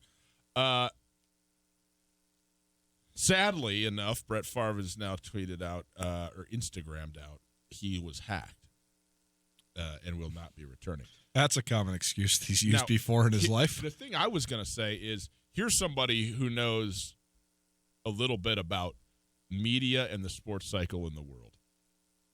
The biggest trade in the NBA happened on Friday. Now it's Tuesday. The finals are over. The Stanley Cup is done. The draft hasn't happened yet. He got a full 48 hours of nothing going on. I'm going to Instagram my return at the age of 49 years old and just get a little wave of momentum going. Why not? Why not? Why not? Now, whether or not he was actually hacked or not is sort of beside the point. The point is this. Could Brett Favre make a return and play in the NFL? I think that it's I think that Brett Favre's shelf life is longer than almost any quarterback I could think of. I think that his game is predicated so much not on athleticism, and I think that his arm, which is such a natural gift that he's also honed, is just so elite that I don't know, man. Brett Favre has been so many elite athletes. When it's over, they step away from the game completely. Like Charles Barkley says, I haven't played basketball in 20 years. Who am I going to play basketball with? I don't want to play basketball. I'm not going to the YMCA to play basketball. I'm Charles Barkley. I don't think that Peyton Manning's probably out there throwing the ball around. Well, Brett Favre is. Brett Favre's been coaching high school football since he stopped. He goes out and works out with the Southern Miss guys in the summer. He's slinging the pigskin all over the place. So I bet you Brett Favre can still throw it. What do you think? Let me read you a list of quarterbacks that are right now on NFL rosters. That Brett Favre's better than? Who's better right now? Right now. I'm just going to read you a list. Who's better right now? Brett Favre or Case Keenum? Case Keenum is right now. If Brett Favre really did come out of retirement, Brett Favre would be better. For sure. Matt Barkley, C.J. Beathard, Kurt Benkert, David Blau, Tim Boyle, Tyler Bray, Jake Browning. These are all on NFL rosters right now. You know what those are? Just the Bs. Just the guys with the last name B. Yes, I skipped some, notably Brady. But here's my point. You know how many teams would like to have Brett Favre on their roster right now? 32 of them. Is he a starter? Of course not. Is he what is he? Well, he's a guy who's a Hall of Famer who can still zip the ball better than half of the guys playing right now. Better than the starter for the New York Giants. And he would be an absolute perfect backup quarterback in the NFL right now. Now, is Brett Favre willing to play backup quarterback, hold the clipboard? Probably not. But if you're asking me if he could be on an NFL roster at the age of 49, the answer is 1,000,000% yes, he could be. Yes, he could be. Give me you want to have Tim Boyle on your roster or Brett Favre? Would you rather have the projected right now? Well, no, that's not true. Would you rather have Andy Dalton or Brett Favre? Andy Dalton, probably. Yes. Blake Bortles or Brett Favre? Brett Favre. Ryan Tannehill or Brett Favre? Tannehill. Right now, to play? Nick Mullins or Brett Favre? Would Brett Favre have started for the San Francisco 49ers after Jimmy Garoppolo got hurt last year? Yeah. Brett Favre or the smattering of the Washington Redskins backup quarterbacks? Colt McCoy, Josh Johnson. Let me ask you this. What is Brett Favre?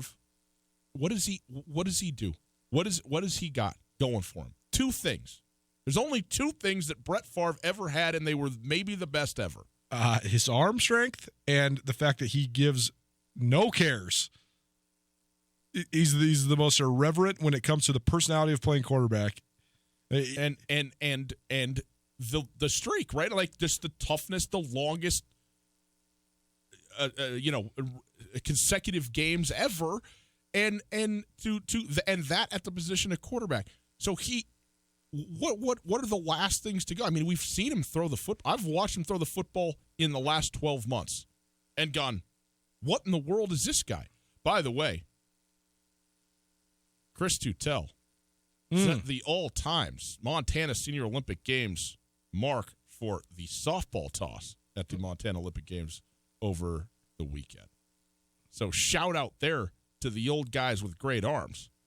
Now, of course, Brett Favre, he's like a spring chicken. He's only 49. I mean, this guy, of course, he can play NFL football. Brett Favre or Jameis Winston? Come on now. No, you're being crazy. Jameis Winston. All things considered, though. No, all things considered, in particular, Jameis Winston. Brett Favre cannot start and play in the NFL. First of all, even aside from the arm and the toughness and all that, he hasn't played in, 5 years? 6 years now? Okay? So you don't just step back in and do it. And he really, he was never a runner, but he really can't move now, you would think. Right. And who knows what he's in great shape, but what is his level of actual strength? I don't know. So this is if we're talking about this legitimately, which is silly and at the start of it to an extent, but no, you're not going to find me probably almost any starting quarterback that I'm going to take at this point Brett Favre over that guy. But if you're going to ask me if I want him in the room on the roster and potentially in a scenario where you need a guy who has just unwavering belief in himself and thereby what the team can draw off of him, now all of a sudden your starter goes down and you need a guy to go in there and sling it? You're going to get 4 interceptions or 2 touchdowns. Flip a coin. Let's see what we got. Let's go. Yeah, it's too bad it's just a non-reality because he would be a distraction. Well, I mean, he was such a massive distraction at the end of his career with the "I'm retiring, I'm not, come get me, come see me. Everybody pay attention to me." All right. I love me some Brett Favre, though. The greatest part about it was when he played for the Vikings. Stu Tell Nuanez, 102.9 ESPN Radio. Remember when he ended your season after Adrian Peterson's 5 fumbles with a throwback across the middle for an interception? It's beautiful. Best and worst divisions in the NFL this year. That's right. It's June 18th. We're doing it next. Right now at Carl Tyler Chevrolet, take advantage of employee pricing and up to $7,500 in rebates on all 2018 Silverados. Get the most out of your summer with a reliable truck that'll take you anywhere during Carl Tyler Chevrolet's June Silverado sell down. Save $11,719 on select 2018 Silverado 1500s. View our full inventory at gmofmontana.com or 3663 North Reserve Street. Carl Tyler Chevrolet. Find new roads. Canyon River Golf Club is a must for any golfer in western Montana. Tucked away in a spectacular setting along the Clark Fork River in East Missoula, Canyon River offers one of Montana's best championship golf experiences. And Canyon River is happy to announce their new fleet of golf carts, which include the Shark Experience, an interactive GPS giving dynamic distances and touchscreen interaction to help you play your best. Plus, with Bluetooth, radio, and surround sound, you can enjoy yourself between holes too. Book online at CanyonRiverGolfClub.com. Missoula's best golf, Canyon River. No matter how far you may go, there's always one just down the road. Town Pump, ooh, pump it up, pump it up. Ready to stock up on some party drinks? Town Pump is your store. We've got 18 packs of Twisted Tea for only $18.99 and grab a few bottles of Apothic 750 milliliter wine for a low $9.99. Town Pump Food Stores, proud to be part of our community. Town Pump, right down the road, pump it up, oh yeah. Summer's here and the time is right for real fruit smoothies at Florence Coffee Company. Offered in flavors like strawberry, mango, peach, wild berry, and banana, and made with no artificial colors or flavors. Florence Coffee's fruit smoothies are the perfect summer treat. Enjoy a real fruit smoothie today at any Flowco locations or visit FlorenceCoffeeCo.com. The best flavor under the big sky, Florence Coffee Company. Hey folks, Ryan Tutel, and I'm here with Josh of The Advocates. Josh, do most injury accidents end up in court? Luckily, most personal injury cases can be settled out of court through a fair negotiation with an insurance company. However, sometimes it is necessary. I'm prepared to do whatever it takes to get a fair settlement. Luckily, most personal injury cases can be settled out of court with a fair negotiation with the insurance company. However, I'm prepared to do whatever it takes to get the right settlement for you. It's Josh at The Advocates, 640-4444, or online at montanaadvocates.com. Jayco and Rangish Brothers are teaming up once again. We take pride in being Western Montana's #1 Jayco dealer and strive to continually offer you the best quality, pricing, and reliability. To celebrate the arrival of summer, we are offering June hot buys. From RVs to parts and service, we got you covered. Save big on Jayco J-Flight SLX, 264 bunkhouse travel trailer, Sleep 7 starting at only $14,995 with payments as low as $149 per month OAC. Don't miss our June hot buys going on now. Only where a handshake means something. Rangish Brothers RV Center. ESPN Missoula Sports Center. Good afternoon. Ryan Tutel, Colton Nuanez, ESPN Sports Center. Montana women's basketball coach Shannon Schweyen signed a one-year contract extension last week, as first reported by the Missoulian. Schweyen, the only first-team All-American ever during her legendary career as a player at UM, has been the Lady Grizz head coach for the last 3 seasons. During that span, Montana is 35-56 overall and 22-34 in Big Sky play. Took over for longtime Grizz coach icon Robin Selvig, who led Montana to more than 800 wins over 38 seasons. The FCS The FCS Athletics Directors Association has selected Kent Haslam, the Director of Athletics for the University of Montana, to serve as president for the 2019-2020 membership year. Haslam takes over for Bill Smith, the AD at Bryant University, who served in the 2018-19 year and will transition into the immediate past president position. The Football Championship Subdivision Athletics Directors Association mission is to enhance FCS football. The Montana State football team played its third annual Bobcat Softball Classic over the weekend, a summertime charity softball game pitting the Bobcats against a group of first responders from around the Gallatin Valley. This year's proceeds were donated to Wade Palmer, the Montana Highway Patrolman severely injured when he was shot 3 times in mid-March. And finally, the Missoula Osprey were shut out for the first time this season, falling 4-0 to Idaho Falls Monday night. The Wasp drops the O's to 2-2 in their season, while the Chuckers have won 4 straight.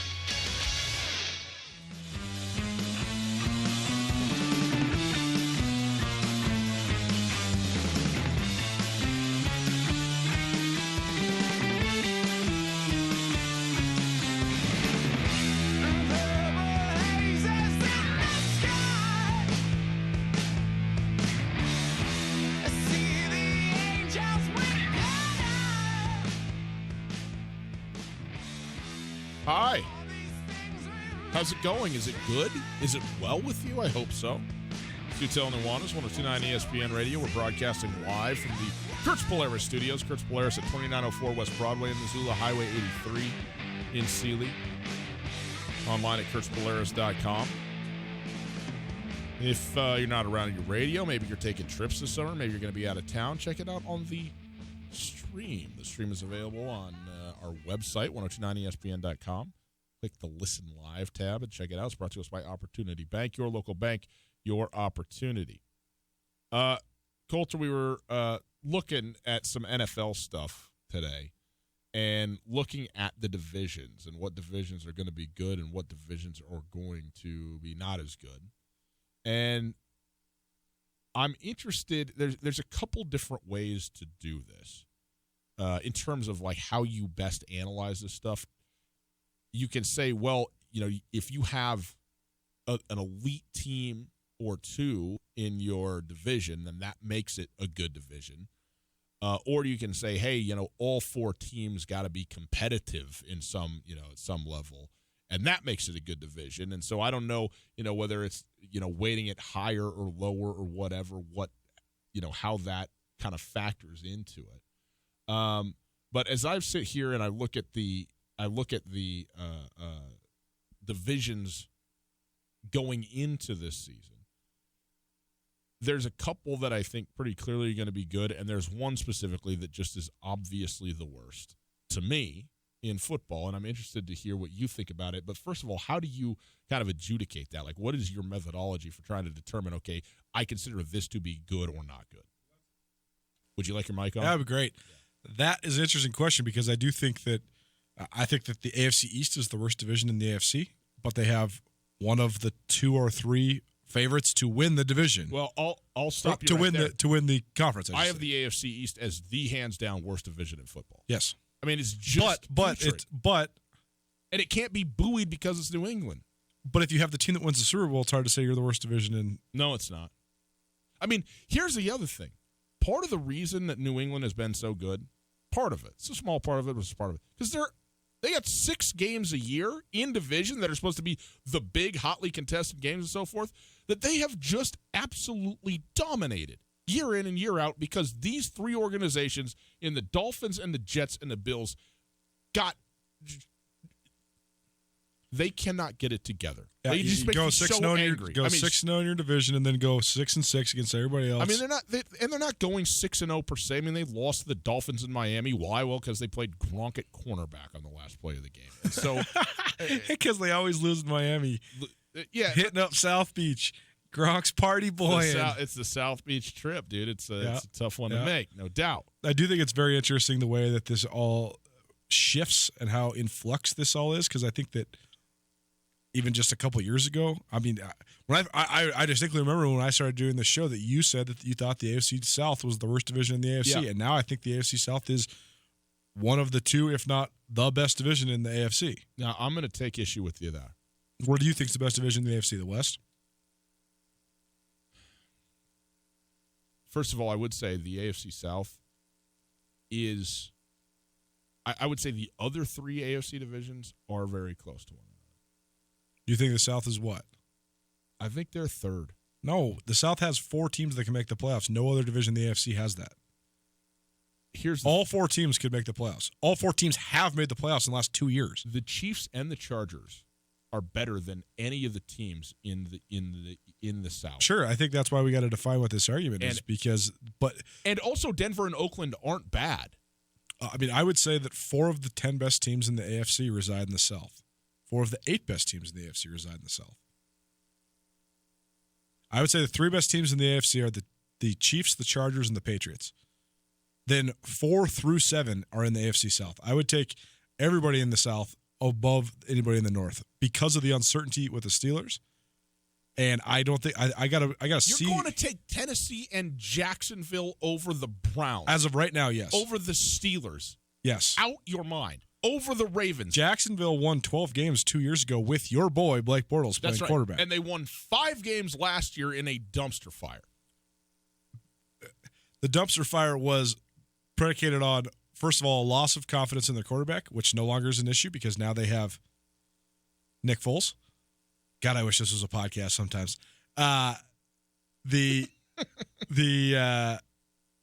Doug Marrone's going to do nothing but run the ball. When Leonard Fournette gets hurt, now all of a sudden you don't have what your jackhammer, what your whole offensive identity is based upon. And then when you have a very volatile defense that doesn't have a rudder because your leader retired in Paul Posnesi, now all of a sudden Jalen Ramsey doesn't have anybody to look up to in the locker room, and now Jalen Ramsey's yapping his mouth. And that was such a manifestation of distractions overwhelming a team rather than their talent actually dissipating. I actually like Jacksonville this year. They're going to be better than what they were. Exactly, and I got to see it from Cleveland before I believe it. But here's my problem. I don't think you can say Cleveland's going to be an 11-win team. I don't believe Cleveland's going to be an 11-win team until they win 11 games. Okay, well, you'll see it in the 12th week of the season when they're 11-1. Too strong? Oh man, too strong. Here's the thing though. Jacksonville's going to be better. Tennessee is going to be worse.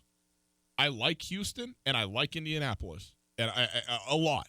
I really like both of those teams, Indianapolis and the Colts. I don't like either of them as much as I like the Chiefs or the Chargers. And in the North, all 4 of those teams, top to bottom, have a chance to be good. But they're not gonna. The Bengals are just not going to be good. No, you can't just sit here. They got a new coach finally, which is something they've needed. They got a great running back. They got the Red Rocket. They got a very middle of the road quarterback, right? But they have 2 elite, and they got a very middle of the road running back too. You're so overrating Joe Mixon still. Prove me otherwise. Why are you so on Joe Mixon? I don't get it. What did he do last year? He's like the 17th best running back in the league. Stop. Just stop yourself. Joe Mixon rushed for 1,168 yards and 11 touchdowns last year. Pretty good. And how much receiving? We'll have to find it out. Joe Mixon caught 43 passes for 296 yards and 1 touchdown. So 1,400 yards from scrimmage and 12 touchdowns. Yep. Okay? Yep. I'm not arguing he's the best running back in football. Stats are for losers. They're not for losers. Tyler Boyd had 1,100 yards receiving. What did that get the Bengals? 5 wins, 6 wins, 6 wins. You haven't even heard what I've said to you. Okay? The point is that no team in the AFC North is bad. Okay? There's no team in the AFC South bad either. And I would take Deshaun Watson, Andrew Luck, Nick Foles over all the quarterbacks in the AFC North at this point, besides maybe Baker Mayfield. You are not even being honest with yourself in these statements. I am. No, you're out of your mind. I would take Ben Roethlisberger, 2-time Super Bowl champion, Hall of Fame quarterback, who was the number 3 quarterback in the NFL last season. For what result? I don't care if you throw for 5,000 yards. It means you have an unbalanced offense because your franchise running back held out, and you're coming from behind. All you argued was they're the better quarterbacks. They're not the better quarterbacks. At this exact moment, I would rather have Deshaun Watson or Andrew Luck. No, Andrew Luck, yes, and Deshaun Watson. What's Deshaun Watson ever done when he's healthy? Win. That's it. What matters if you're a quarterback? That's all that matters. You're the one who's always talking to me about health. He's played 2 seasons. Was out for 12 weeks of one of them. Okay, but what happened when he's healthy last year? Played well. Better than Ben Roethlisberger. No. I mean, you're just crazy. If you're I'm not, taking dude. Deshaun I'm not. Watson It's over over for Ben Roethlisberger. Ben Roethlisberger's not leading the Steelers to the playoffs again. The days of Pittsburgh are done for right now, dude. They have to start a new chapter. Mark it down. Reese, write this down right now. Ben Mark this in the podcast. Roethlisberger is this year's Eli Manning. We're going to track. Watch the Steelers fall off the cliff just like the Giants. We're going to track wins. Let's go. And this. What do you want to bet the Steelers don't make the playoffs this year? Let me look at their schedule. What do you want to bet that the Steelers don't make the playoffs and one of the Texans or the Colts do? That's, of course, either the Colts or the Texans are making the playoffs. Somebody has to win the division. The point is the division is tougher in the AFC North, which is why the road is less sure for any one of the four teams. I don't think it is tougher, though. I think the division is way more uncertain in the AFC North. I would say the AFC North is the most uncertain division in football. Because I don't believe because Tennessee is certainly mediocre to bad, and Jacksonville is certainly mediocre. Tennessee's made the playoffs 2 years in a row with being mediocre. Because they're not mediocre. They're only mediocre at the flashy position, which is what you red zone fantasy football guys watch. That's right. You want to know where the Titans aren't mediocre? Lang.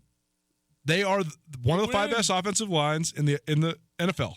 They're one of the 10 best defenses in the NFL. That's how you win games. They're not a top 10 defense. Well, they have elite players on defense at all 3 levels, which is what I always say. You got to have an elite player at all 3 levels to be elite on defense in the NFL. Texans, big question marks, lots of injuries. J.J. Watt, what's he going to do? Everybody has lots of injuries. Will Fuller is your number 2 guy. Happy with that? Who's running the football? Lamar Jackson is completely up for debate still. Wild card, yep. Because what they did last year, give credit to John Harbaugh. They benched their franchise guy. They went with the wild card quarterback. They ran the option. But there will be a game plan now for that offense. How does Lamar Jackson hold up? Big time question mark. Cincinnati has a underachieving culture. Cincinnati has dudes, man. Cincinnati has players on defense. That's all I'm saying. That hasn't equated to hardly any success, though. The Browns are certainly the hot pick of the offseason, the most improved team in the NFL, the flashiest pick of all the teams in the AFC or the NFC. When has that ever worked out? When has the team had that sort of hype and then gone out and won 12 games? Never. That's not how football works. And the Steelers, no Antonio Brown, unrest. They have no defensive leadership. They are an unstable franchise for the first time in their franchise's history. In the meantime, what has Houston ever done? They have cohesiveness. They get to the playoffs and they lose.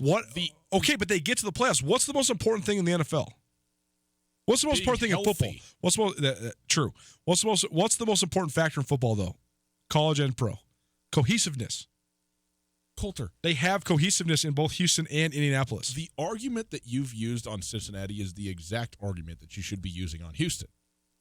I mean, that's what they do. They give you everything. They got dudes. They get there, and that's it. Yeah, except for they have way higher of a ceiling because Deshaun Watson, despite his injury history, is way better than Andy Dalton ever was. They have a higher ceiling. Andy Dalton is the most misperceived quarterback in the league. The fact that anybody ever thought Andy Dalton was good enough to win you anything is why the Bengals have never won a playoff game. But here's my point. You talk about having a higher ceiling, which they do, but that's also the exact argument they use against Cleveland.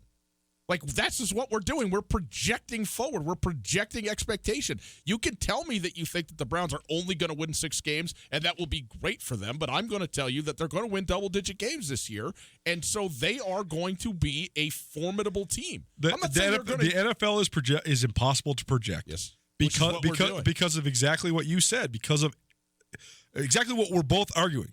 You said injuries, I said cohesiveness. There is so many factors that can go into injuries decimating your roster and also cohesiveness going out the window. Jacksonville was down 5 players last year, and those 5 players caused a tidal wave for them to go from 12-4 to 5-11. Right. Minnesota Vikings won 14 games. They went all the way to the NFC Championship game with Mr. Electricity, Case Keenum, playing quarterback. They go sign the $80 million man, Kirk Cousins, and they don't make the playoffs. Are we in agreement that the AFC West is the best in the AFC? I would say that the AFC West is the best in the AFC. So we're arguing who is the second and third. I would agree with that the AFC East is the worst. I just think the South is better than the North. I just think that I think there's more uncertainty in the North than in the other divisions. There is. There's more uncertainty in the North. But it's because the North is better across the board. Okay, NFC. The best division is? Probably the North. But I think that the South is really good. And I think those are the two best divisions. I think it's the West, and then I think the East is the worst division. I think there's one division in the NFL that has 4 teams that could make the playoffs. That's the AFC South. NFC South. The AFC South. I think all 4 teams in the AFC South could make the playoffs. Mm-hmm. Could make the playoffs. Got it. I think it's the most even division of football. That doesn't necessarily mean it's the best.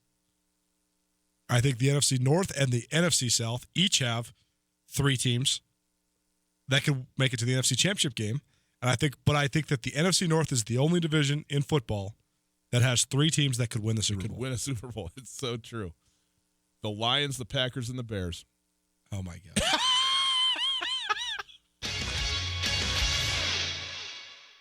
Good news. Missoulians can finally move into what we love best, being outside.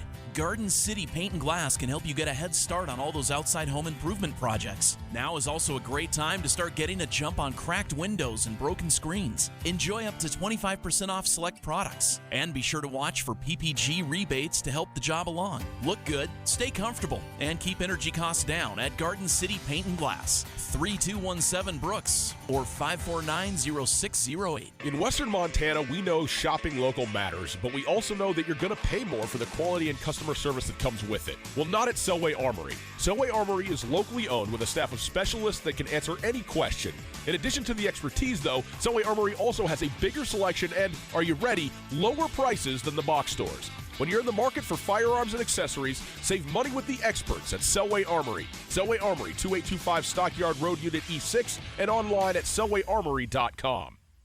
Canyon River Golf Club is a must for any golfer in western Montana. Tucked away in a spectacular setting along the Clark Fork River in East Missoula, Canyon River offers one of Montana's best championship golf experiences. And Canyon River is happy to announce their new fleet of golf carts, which include the Shark Experience, an interactive GPS giving dynamic distances and touchscreen interaction to help you play your best. Plus, with Bluetooth, radio, and surround sound, you can enjoy yourself between holes too. Book online at CanyonRiverGolfClub.com. Missoula's best golf, Canyon River. This is Mike Nugent with Berkshire Hathaway Home Services. Berkshire Hathaway provides Western Montana with full-time real estate professionals for you whenever you need us. Our reputation as the state's most knowledgeable and available real estate group has helped build unmatched trust in the Garden City and statewide. If you have been thinking of making a real estate move in the short or long term, give me a call. No pressure, no expectations. Just professional opinions and service at whatever pace you are comfortable with. Give me, Mike Nugent, a call today, 531-1802. And remember, every question is good to ask. Hi, boys and girls. Ryan Tutel and Coulter Nuanez from Tutel and Nuanez on 102.9 ESPN Radio, from your very favorite Tutel and Nuanez podcast, and now officially Gracious Mercy on television statewide. That's right. We've been doing a radio show and a podcast since August of 2017, and now it's time for us to expand our reach into statewide television on SWX. We're on SWX every weekday from 4 to 6 live on your televisions. It's available on channel 199 on Spectrum Cable or on 23.3 on your antenna television. And you can download the Watch SWX app and get us that way on your phones and devices as well. And of course, we'll still be right here, 102.9 ESPN Radio from Missoula and the Bitterroot Valley. And as always, you can find the podcast, the live stream, and everything else you need, 1029ESPN.com. Coulter, do you think that we're spreading ourselves too thin? Are we going to saturate these people and they're just going to start hating us, the inevitable backlash of the great heights to which we have now attained? No chance. Tutel and Nuanez, Montana's only statewide sports talk show. Tutel and Nuanez on 102.9 ESPN Radio for Missoula.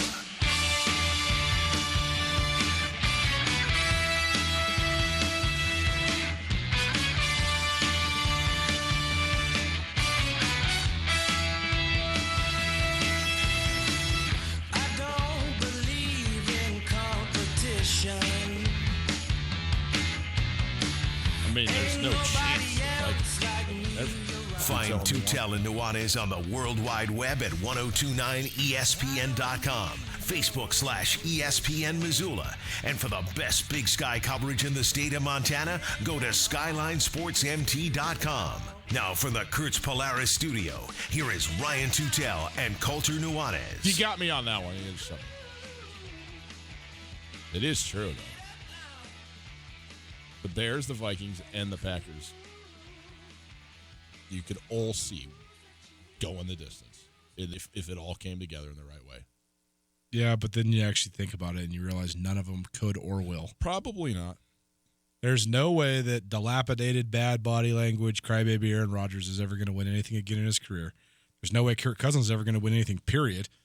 And I have no faith in Matt Trubisky or his high school coach. Well, I have no faith in Matt Trubisky because I don't know who Mitch Trubisky. I mean, is. Matt Nagy and Mitch Trubisky are the hybrid. Mitchell. Yeah, sure. It was so disappointing to me to see how much better Mitchell Trubisky was in year 2 than year 1, and that really was deflating, I must say, as a Packer fan. And their defense is ferocious. Yeah, but the Green Bay Packers did take Amos. And they did. Yes, they did. Thank you very much. And think he works out? Nah. Okay, we talked about reality TV. We talked about the O.J. Simpson trial yesterday, and how that was sort of the advent of reality TV. Somebody's got Vince Wilfork in his prime. What you eating, Big Daddy? Because if you're working out that much and you still are 380, dude, the Houston Texans Hard Knocks when Wilfork goes to Houston and he sweats through his shoes and he's walking and he's straight water coming out of his shoes because it's sweat on the inside. Much sweat. It's bubbling out of his shoes. When he's on the Traeger grill, yes. and he's wearing nothing but the overalls with the rolled up pant leg, cooking 17 slabs of ribs for him. Dude, I love that he was on a castor oil commercial as a pitchman and said, "Oh," real Southern on the "oh" talk. It was great. Vince Wilfork, dude, one of a kind. I'm gonna miss Vince. Yes, indeed. If you missed anything in the show, you can listen on the podcast. The podcast is available on the TuneIn Radio app, iTunes, Spotify, wherever you get your podcast. Go listen to it, rate it, review it, subscribe to it. We appreciate it. It's brought to us by the Wingate by Wyndham Hotel.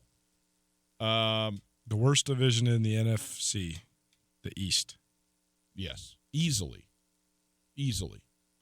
Would you say that the NFC East is the only division in football that does not have a team in it that could win the Super Bowl? Well, I'm not prepared to say that the Eagles can't win the Super Bowl. I am. No, absolutely not. I think the Eagles, they won the Super Bowl 2 years ago. They went to the playoffs, and in fact, did they win a game? They did win a game in the playoffs last year. And they haven't had the quarterback that they were supposed to have. And you could talk to me about Nick Foles all day long. But allegedly, everybody hates him. I like Nick Foles, whatever. Everybody hates Carson Wentz, so says the blog boys. Yeah, well, you can hate him until he starts throwing for 350 yards a game and running for another 45 and a score. Where are you at with Carson Wentz? Do you like him? I like him. Do you want him to be good? Well, yeah. Why wouldn't I? You mean just personality-wise? I mean, I don't know. I don't want a lot of guys to be good. No, I want Carson Wentz to be good. I think Carson Wentz is good. I mean, I do too. He's Deshaun Watson. Every time he's been on the field, he's been outstanding. I do too. Yeah, there's just a lot of guys you root for, a lot of guys you root against. Like, for example, I think Andrew Luck's personality is like very tiresome, but I root for Andrew Luck as a quarterback because I think he's a stud. I think he's tough. I think he's a really good leader. I root for Deshaun Watson passionately. I love Deshaun Watson. I think he's amazing. I agree. I think Patrick Mahomes, awesome. Yep. Phillip Rivers, you said, is there's things that happen in your life where you don't necessarily like something or someone, and as you spend more time around them, you grow fond of them in a weird way. Mm-hmm. Phillip Rivers, I thought I hated Phillip Rivers more than any athlete in all of pro sports. Yep. Hated him. And somehow in the last 2 years, I'm like, damn, this guy's still doing it. Kind of like him. Yeah, no, I'm with you. I root for Phillip Rivers. But then there's guys like Dak Prescott who I think are so overrated and he can just go away. Eli Manning, bye-bye. Yeah, I'm not. Aaron Rodgers, see you later. No. I want to like Aaron Rodgers. Aaron Rodgers and Kevin Durant occupy the same room in my brain. I can understand that. But like Matt Ryan, I've got no thoughts about him. See, I always root against Matt Ryan. Right. And I don't like Matt Ryan. Right. And I got no reason to. It has nothing to do with him as a person. Totally. Or personality. Like Josh Rosen is in the same boat for me. I just don't like Josh Rosen. I have no reason to not like him. I just don't like him. Okay. Here's a question for you. I mean, let's just do it. Okay. I have this weird feeling about Kansas City in a bad way. For sure. Like with all the things that happened with Tyreek Hill, they've gotten a lot of guys on defense, but they've lost a lot of guys on defense. There's no Kareem Hunt, and you have this guy who looks like nothing I've ever seen playing quarterback before in Patrick Mahomes. There's no way he's going to replicate what he did last year. I mean, there's no way. He'll be great. There's no way he's throwing 50 touchdowns again. Without Tyreek Hill, there's no way, it seems to me. Yes, I agree with you on that. I mean, he threw about 40 of those touchdowns the first 10 weeks of the season before they started to kind of incrementally break down. I understand about the sophomore slump and all that kind of stuff. It's just Patrick Mahomes' talent is so big that it comes close to overcoming. It's Shaquille O'Neal as a quarterback. It's like it just doesn't matter because he's so big and dominant. Like, what are you going to – the best that you could do is foul him. You know? That's the best that the NBA could come up with in all of its athleticism. Now, it's obviously very different. The analogy doesn't hold across the board. But I think Patrick Mahomes is that good that he is going to be great again. But the team that Kansas City had and what they were able to do, I think they did catch lightning in a bottle to a certain extent, and I think it's going to be tough to replicate that. And the fact that they didn't beat New England in the AFC Championship game that they had at home, and that Bill Belichick held the dam for long enough where they would shut them out right in the first half, and then they scored like 27 points in the fourth quarter. Like they finally figured it out and just started getting that thing rolling, and it was unstoppable. And if the game had lasted 2 more minutes, Kansas City would have won it. But it didn't, and the Patriots do what the Patriots do. And I think it's going – a lot of people love Kansas City, and I like Kansas City, but I think I don't think that they're just automatically better from last year to this year. I think there's question marks in Kansas City more than there were to me last year, even though I love Patrick Mahomes, the football player. Well, this is a great example of how much of the unrest can you overcome because, you know, that stuff significantly impacts you. Yeah, it does. Well, we only got like 93 days left to talk about it, so we'll try and fit it in somehow. Till then, boys and girls, Missoula Osprey, Game 5 tonight, Game 2 in Idaho Falls, coming up at 6:45. Tom Wilms at the pregame show, and then into first pitch at 7 o'clock. The Chuckers 4-0 on this young season. Haven't lost a game, and Missoula shut out for the first time this season last night. So we'll say they can hand the Chuckers their first loss and get you a little Pioneer League baseball. Summer is here. See you tomorrow. It's ESPN Radio, SWX Television. Okay. Alpine Touch makes the perfect gift this summer or any time of year. If you are traveling, bring a gift that is distinctly Montana and give your loved ones some of the best spices anywhere around. From the Alpine Touch Pick 4 Spice Pack to the all-purpose Twin Pack to the mouth-watering sunflower shoots to Alpine Touch gift cards. Alpine Touch makes the perfect Montana present. Available at retail locations around the state or online for a limited time. Use the code ESPN10 at checkout to get 10% off any online order. Alpine Touch, Montana's special spice. We ate a lot of steaks before we came up with the Montana Club's Private Reserve Cut Angus. It's as good a steak as you're going to get. Our Private Reserve Cut Angus is specially cut for us. And with our custom seasoning, it has a flavor that's absolutely incomparable. We're confident that it will satisfy the most discriminating steak customer for an unrivaled steak experience. Real Montana, real food. The Montana